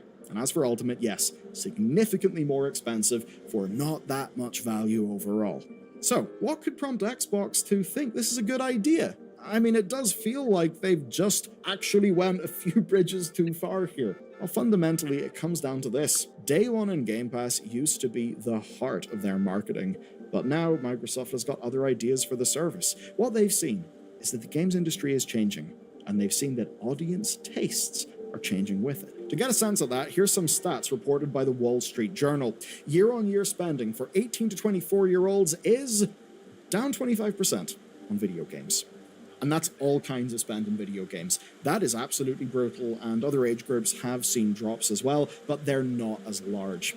Now, this is obviously part of a wider societal shift. There's inflation, there's tariff spiked, price increases, wages failing to keep pace with things. Spending in general has dropped as well. I mean, in physical stores, it's down 13% for that age group. And as much as GameStop may get themselves likes and retweets for clowning on this stuff, I think that physical purchase number is not really going to go up in any meaningful way. And that's because, per the data, people are simply spending their money differently now, and the money that they would have spent in video games is going to other things, like food. But here's what's kind of interesting. Do you know where spending has increased? Well, you probably know by looking at your own wallet. It's subscription services. And the games business noted something there. From March to July, game subscription revenue has increased every single month. And year on year, it's up 19%. That's from January to July. So that's going up. And it doesn't even include mobile games, most of which have some form of subscription as well. So from an industry perspective, subscription models are a safe bet as long as they are profitable. And that is the context for Microsoft's changes. They are realigning the Game Pass pyramid. They're focusing less on dedicated game audiences and more on just reaching absolutely everyone. Though, of course, one part of that story is a lot of them believing in their cloud push. But that cloud push may be not bringing in all the numbers that they would have hoped. Now, Christopher Dring at The Game Business has explained this. It's broadly about meeting users where they actually are. And that's why the base tiers haven't really had a price increase, but are still getting more valuable benefits. You see, according to the data, a majority of users don't actually play day one games anyway. I mean, when I think about things myself, not really a surprise. What they use Game Pass for is the library of titles. So think about it. Some people use subscription services as actual libraries. They browse through them, and effectively they pay an access fee to go to that library. And that bit does kind of make sense. It also explains Xbox's strategy, because that's why the most important change is not Game Pass Ultimate at all, even though it's the most headline-grabbing one. It's actually everything else. It's that every tier now comes with Xbox Cloud Gaming and a library of games, and what that indicates for the future of Xbox as a brand. Because, well, I've seen the headlines about the ad-supported tier, and I've seen the headlines about hardware plans maybe being a bit wobbly. I'll probably dive into those soon, and that's why this next bit is something you've got to hear, because it's going to help it all make sense. Remember Costco from earlier in this video? Well, this entire shift explains that situation. Game Pass's new structure is about their marketing scheme, that everything is an Xbox. You may wake up in the morning and find that you are in fact also an Xbox. They're not selling consoles. I mean, predictions put Xbox at 13% of UK market share next year, down from 31%.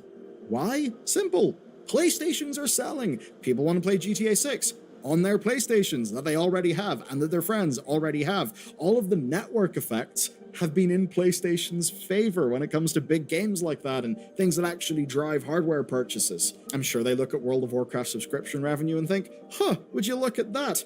And those users don't even need to own a Blizzard box to play that game. Shocking. That's a bit ridiculous, but I think you get my point here. So the idea that everything is an Xbox, yes, it's kind of their motto, but it's also their core focus. Hardware, from what we understand, will still get made in the future. That's because while there are rumors of Xbox abandoning hardware, well, they've got a multi-year deal with AMD as of June this year. But here's what actually matters now. Game Pass is Xbox, and anywhere you can access it is Xbox as well. It's on your phone, it's on your TV, maybe in 5 years, it'll be on your goddamn smart glasses as well. So the point of these changes is getting it on as many devices as they can, so that they can spread and they can find new audiences. Which means not necessarily you and me, us crusty people who, play games broadly the way we have been for quite some time. And The Verge reported on something that kind of reinforces this, and that's that Xbox is working on a standalone xCloud app.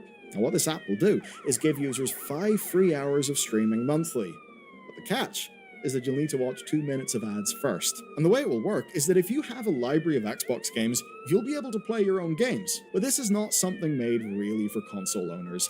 It's made for everyone else. People who don't have a console, or maybe people who have a PlayStation. Because that move about the Game Pass update is all about selling a $10 subscription for cloud gaming to everyone on Earth with a smart TV. And if you've purchased a new smart TV lately, you've probably seen evidence of that in the form of more delicious bloatware that all of our televisions are crammed with now. So yeah, it's about yield. And to hit another device, the addition of PC games to the core libraries means another thing, that the shiny new ROG Xbox Ally that's bloody expensive, well, that can come bundled with both a library of downloaded games and, of course, streaming your Xbox library. Ultimate and Game Pass price rises will extract even more money from a smaller, more dedicated part of the audience. But here's what this is primarily about. It's about introducing new ways for people to access the Xbox ecosystem at a lower price point across all of the platforms.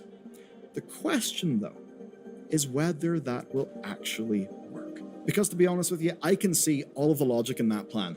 I can see how it would be completely rationalized, but I just don't think we're there yet. I just don't think that's where people who really want to spend a lot of money in games are going to be spending that money. I don't know. It just doesn't really feel right to me. I think it kind of reeks of Microsoft thinking, which is really not the best when it comes to innovation, at least in anything that's, got a consumer as its primary touch point. What do you think about it? I think it's basically kind of screwed, and I think they've kind of just destroyed a hell of brand value. I think this is not the time to piss people off, but hey, Amy Hood, she wants the numbers to be what they've got to be, so it's gotta happen. And on that bright, sunny note, how about you see what's going on with Electronic Arts in the Saudis next?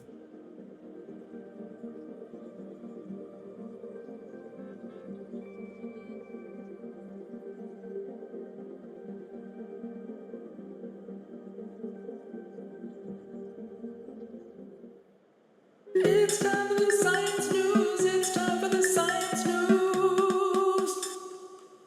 It's time for the news. You've already heard about this. This is it's kind of old news. I even talked about it last week. Discovery on Mars is well out of this world. Color pictures in the Inquirer, including the selfie down there. Oh, yeah, Perseverance selfie and bigger, more in-depth text in the Times. But basically, yeah, tiny specks, possible signs of life on Mars. And what does this mean? Well, so they discovered some microscopic rock formations. So microscopic by saying that they did use the microscope to look at them, and they are tiny. They're like, grain of rice size little artifacts of rock in a sediment layer that hint at the idea that there may have been biological processes at one point. And the only reason we know this or suspect this is because similar formations are found on Earth when there is biological processes. It's remnants of biological processes. But a paper in the publication Nature describes in much greater detail the mineralogy of the rock, which the scientists have named, I'm going to try to pronounce it, Shayava Falls? Is that correct? Shayava? Yeah, so it attracted the most attention were what the scientists call poppy seeds, because they're very small, dark specks a few thousandths of an inch wide within a mudstone. The specks contain vivianite.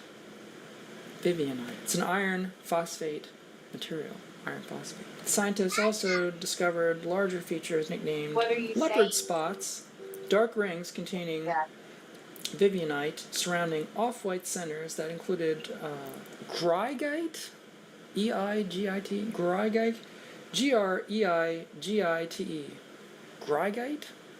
And I assume that's a long I, greigite. An iron sulfide mineral, yes. Leopard spots look like maybe started out as poppy seeds, but then they're able to continue growing to a larger size.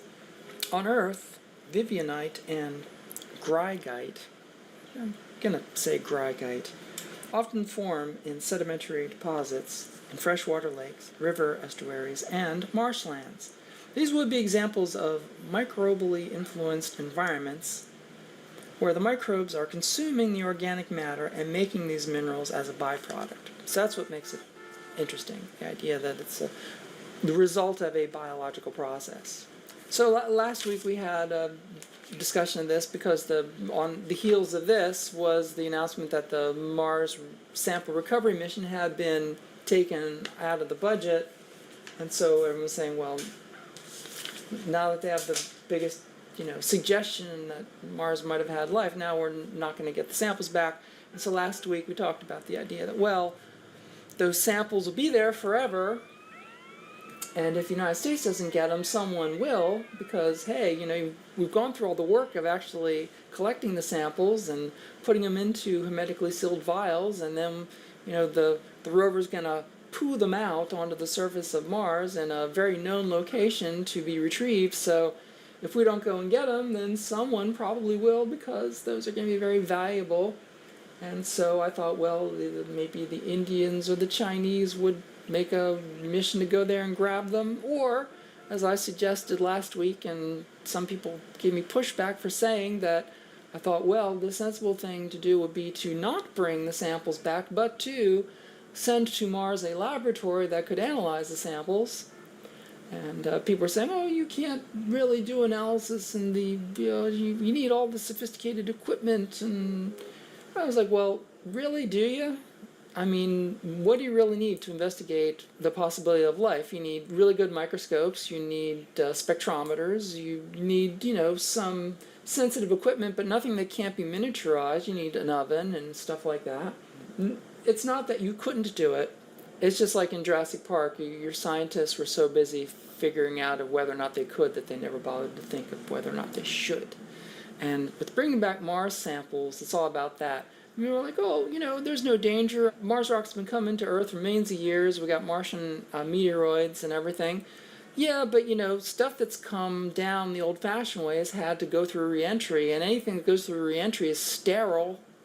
Hello?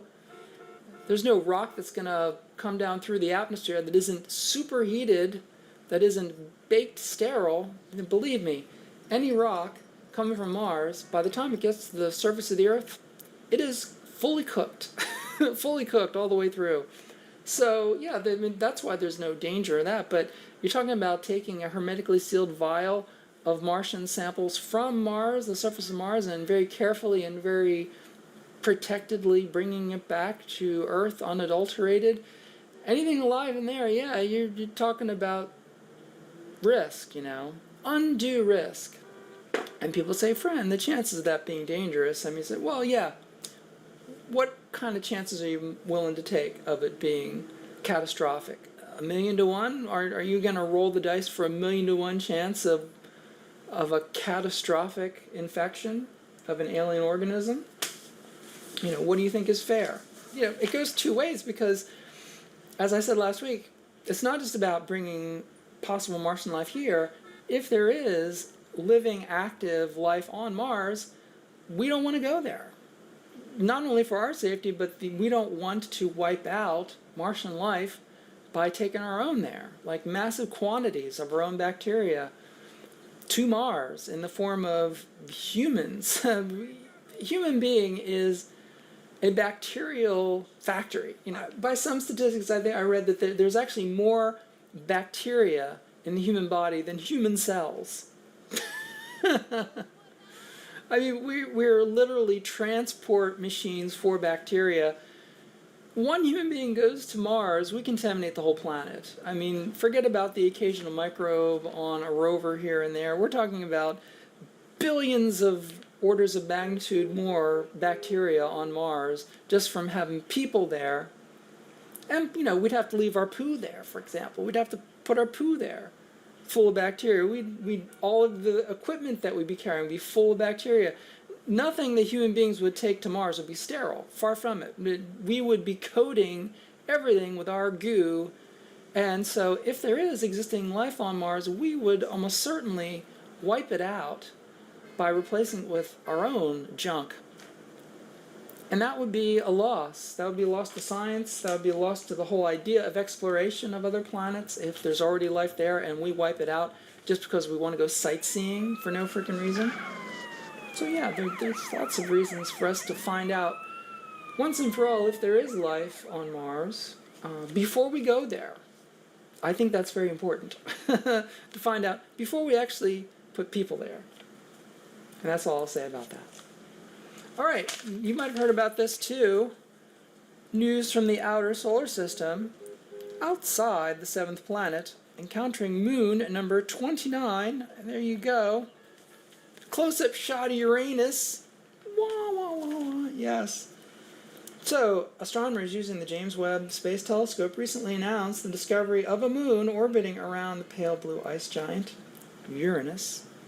Yes, which brings its total of moons to 29. 29. So, several of the now 29 moons of Uranus have been discovered during the flyby of NASA's Voyager 2 spacecraft in 1986. But the icy world has 13 narrow, sharply defined rings. And of course, any planet that's got rings, I mean, yeah, it's like with Saturn. You kind of have to set a limit of what defines a moon versus a moonlet versus a component of a ring, because a ring is, millions of moons, So I guess, it's like, what does a moon have to have enough mass to have like a round shape? I don't know, because Martian moons are kind of potato shaped. But anyway, 29 moons for Uranus, not Uranus. Hardball tactics. To prepare for its final show, star just keeps slimming down. This is an artist's interpretation of said star. It says, Carl Sagan once said that we are all made of star stuff. Indeed, he did. And if you don't have a copy of Cosmos on your shelf, I feel sorry for you. Researchers have now discovered a star about 2 billion light years from Earth that shed its onion-like layers down to its heaviest material before exploding. Yes, this is, we know about over 10,000 or so supernovas. We detected a supernova that is very, very different to anything we've observed before, said Steve Schultz, astrophysicist at Northwestern University and lead author of the paper describing the discovery, published in the Journal of Nature. Supernova is called SN 2021 YFJ. The data was collected at the Zwicky Transient Facility Survey run at the Palomar Observatory in California. And the team estimated the star to have been about 60 times the mass of our sun. Pretty big. Usually when a star dies, astronomers observe a jumble of elements from its Stars don't die, bro. together flung out into the cosmos. But for some reason, its layers were Stars stripped don't away die, I'm thousands pretty sure. of years before it They exploded. just transform. It's important because it gives a hint of the star's layer Right? structure. Which is weird, huh? The team observed the moment when the star's iron core exploded matter, which was rich in silicon, sulfur, and argon. Still data to crunch, but maybe a totally different way that supermassive stars can die. Very interested to read more about that. This is a new NASA mission to map the solar system's bubble. Oh, I'm not used to riding like that.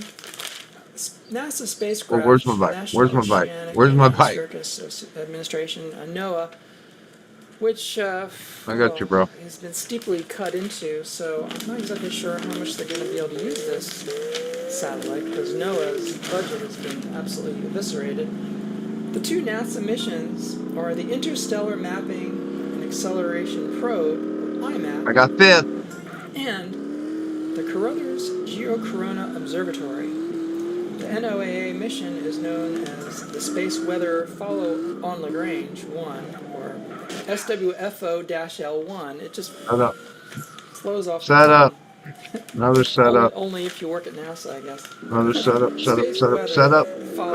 On Lagrange 1. Come on. Yes. Set up. I guess it's going to They're using Lagrange the up and 1. down in the road. Yep. The missions will study the solar wind. Streams of charged particles come from the sun. Yes. The NOAA spacecraft will provide crucial warnings when the sun belches high energy particles to Earth. So up card, just perfect pace. And stuff like that. Yeah. Let's see if it's the IMAP's cost, which includes $109 million for the launch. SpaceX ain't putting NOAA satellites up there for free. No way. And $282 million for the rest. Carruthers will cost $97 million, and SWFO-L1 will cost $292 million. 10 instruments on the IMAP will measure various aspects of the solar wind, coming to a computer near you, and much closer to home, talk about the moon. Looking to the moon for a potent resource. There's an artist rendering of basically the plot to the film Moon about the clones and the moon base and they're mining helium-3 on the dark side of the moon and all that. So yeah, the future of supercomputer may depend on the ability to extract helium-3 from the lunar surface. So yeah, this company wants to send mining trawlers to get helium-3 and send it back to Earth. Basically, it's just like the the film Moon. It's exactly what they're doing in that film. Finnish tech firm Blueforce, the maker of ultra-cold refrigerator systems critical for quantum computing, has purchased tens of thousands of liters of helium-3. Yeah, it sounds like a fool's errand. I wouldn't buy millions of dollars worth of helium-3 that hadn't been mined yet. That's just me. I would save my money on that. But yeah, so this is weird word to talk about. This is all speculation. If they get to the moon to mine helium-3, I guess there would be uses on Earth for helium-3. Yes, analysts have shown that harvesting helium-3 is challenging, if not unrealistic. A 2022 report from the U.S. Geological Survey classified the element as, quote, an inferred unrecoverable resource, end quote. Retrieval may also require digging up a lot of lunar dirt to retrieve a few liters. The camera's just going crazy on me, dude. But that's not going to stop tech bros from putting hundreds of millions of dollars into it, speculating on it. Okay. Siberian tundra is exploding as the permafrost thaws. What the? At least What the? one of these What craters. the? I saw a documentary. What the? About these Okay. Woo! Siberian craters. These holes are popping up all over the permafrost. It says here the first one was found in 2014 in the far north of western Siberia. The result of a spontaneous underground explosion that sent earth flying no, in the dude, direction. that was More followed, and some more than that was 150 wicked, deep. dude. Yeah, so That these are was basically wicked. like, You should have seen what it pillars just did, that go all the way bro. Fuck. down into the rock. No, that's Yes, but the cron shit, questions are, dude. Wow. why were these explosions happening only in Siberia when the Arctic as a whole is warming even faster? Blah blah blah blah. So lots of theories about this between methane deposits and how it gets to ignite. Yeah, so the part of Siberia that's got these pockets are known for its large deposits of natural gas and methane. According to the team's computer models, the conditions for an explosion start to form when gas moves up through faults into a cavity under the permafrost that's solid enough to prevent most of the gas from leaking into the atmosphere. As atmospheric heating and weakening of the surface of permafrost continues, it's likely that more explosions will occur. And it says the craters degrade quickly into lakes. Yeah, the documentary I saw, they fill up with water, so they basically just sort of disappear when they become little ponds. Ponds with bottoms that are hundreds of feet deep. But yeah. Yeah, it's it's still somewhat mysterious, but yes, the exploding permafrost of Siberia. You might have heard this, you might have not, but lack of TNT is squeezing the U.S. military and industry. Yeah, but they've got some TNT there. This one's intense, dude. Yes, TNT, or trinitrotoluene, creates hazardous waste. And so by the 1980s, the Defense Department had shut down the last facility in the United States that made it. I did not realize that the United States was not making any TNT. That's wild. Because I know that, it's used all the time. It replaced dynamite, because, do they even use dynamite anymore? But dynamite can be unstable because dynamite sweats nitroglycerin, so, TNT was much more stable. You could store it longer. It doesn't sweat. But I didn't realize that they weren't producing it, not since the 80s. So yeah, so the United States has been depending on foreign sources for TNT, for, quarries, mining, clearing foundations, everything. So yeah, but according to officials in the Spain blasting industry, those sources have dried up as the U.S. military has elected to keep older weapons in its arsenal since the Russian invasion. So two of the main sources for TNT was Russia and China. Well, there you go. Hello. We're getting all of our TNT from Russia and China. Well, isn't it surprising that we don't have any more TNT? In response to this crisis, Congress authorized the construction of new Army-run TNT plant. I do. It's probably in my pocket. I can't $435 million. grab it right now. Expected to begin production in late 2028. Well, gee, what are we going to do for TNT between here and then 2028? But it will produce only for military use. So mining companies, quarries, people who have to blow out foundations, they're kind of out of luck with this. Clark Micah, president of the Explosive Industry Trade Association, says, quote, "The world as we know it does not exist without industrial explosives," end quote. It's true. I mean, you literally can't dig a big hole without explosives. It's just really how the world works. But they talk about specialized trucks mixing ammonium nitrate and other chemicals to create, blasting agents for, working in the quarries, because, the quarries like this, they drill down holes down into layers, and then they fill them with explosives, and then they blast out, layer by layer, and that's how they blast out rocks in rock quarries, things like that. But yeah, you gotta have like a lot of explosives to move rock. That's how it's done. So it says here, in recent years, the Pentagon has relied on a single factory in Poland for the TNT that it has needed. But it appears that the Defense Department may soon have secured the sources. Well, it looks like the military is going to be set, but anybody else has got to move some rocks. No. You have to start getting creative without TNT. Going fast, dude. TNT for you. I don't know if this is the last one. Alright. This was, whoa. This was September 3rd. Oh, first it's gone. Article in the Times said, time capsule that Diana buried is exhumed by progress. There she is with the time capsule going into the wall there. And this is the things that they pulled out of it. Is like gone, dude. Very interesting thing about time capsules. When we think of time capsules, I think of, no circle, no circle. Fair, like 39 World's Fair, hermetically sealed in an aluminum capsule, put into a concrete vessel, something that would stand centuries of time. Time capsules that are supposed to be opened a million years from now, or thousands of years from now, or hundreds of years from now. Where do you go? You would think that the very nature of a time capsule, if you're going to call it a time capsule, that it would be something that could survive hundreds of years, thousands of years.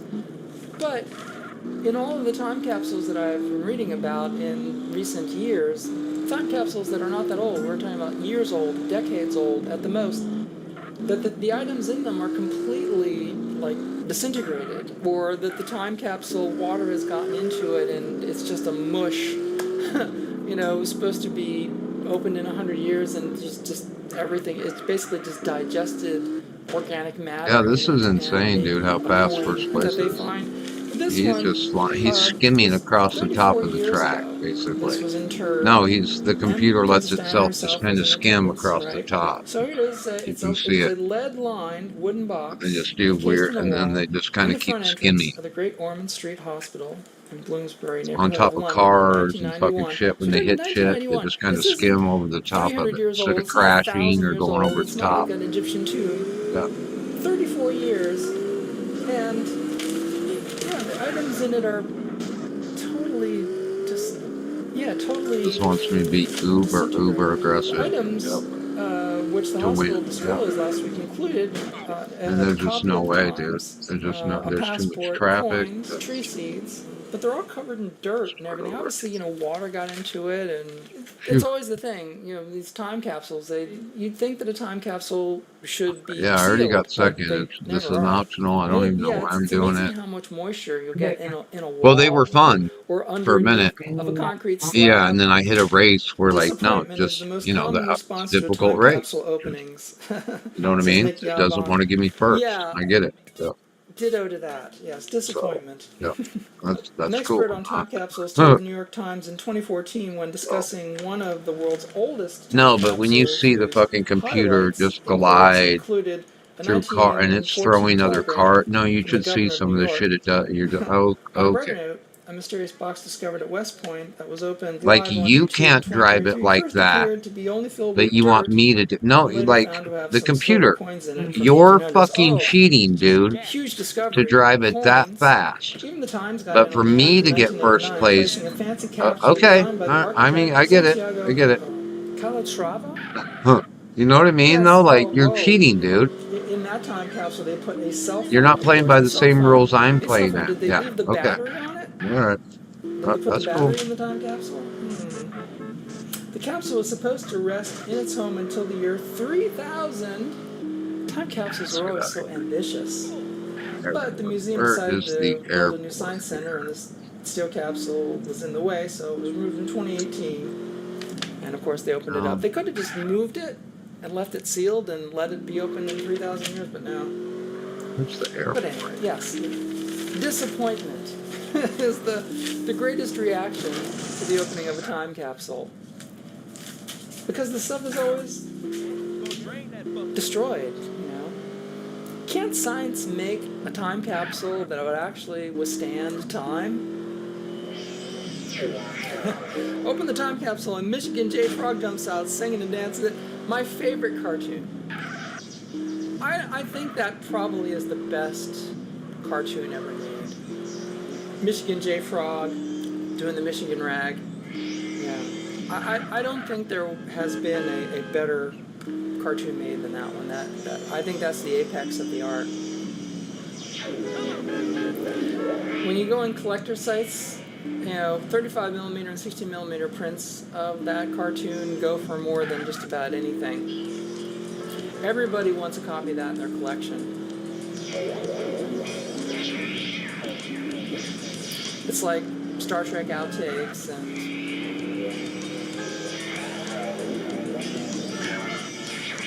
Oh, Boofle.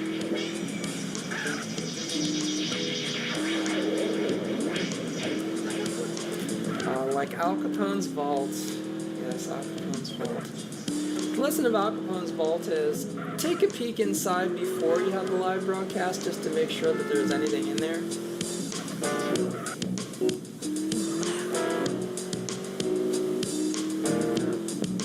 That's where I work. In the lab. Go berserk. In my lab. That's where I work.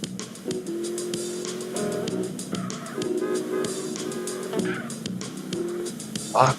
Ow, my hand is killing me. Oh. I can't take it anymore. What?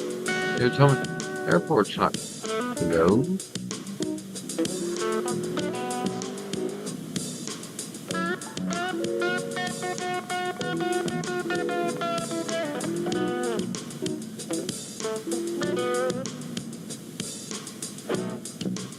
Friend lab. That's what you're watching. Friend lab. It's what I'm doing. Working at the bench again.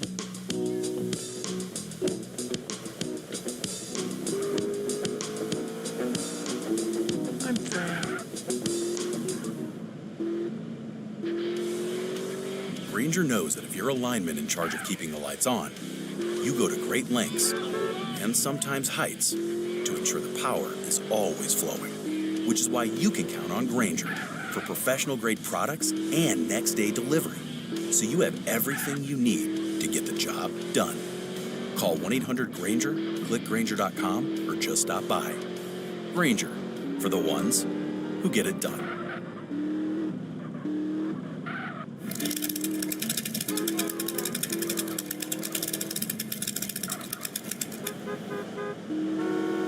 Van Allen belts. Oh, we're talking about the Van Allen belts. All evidence to the contrary, people. Van Allen belts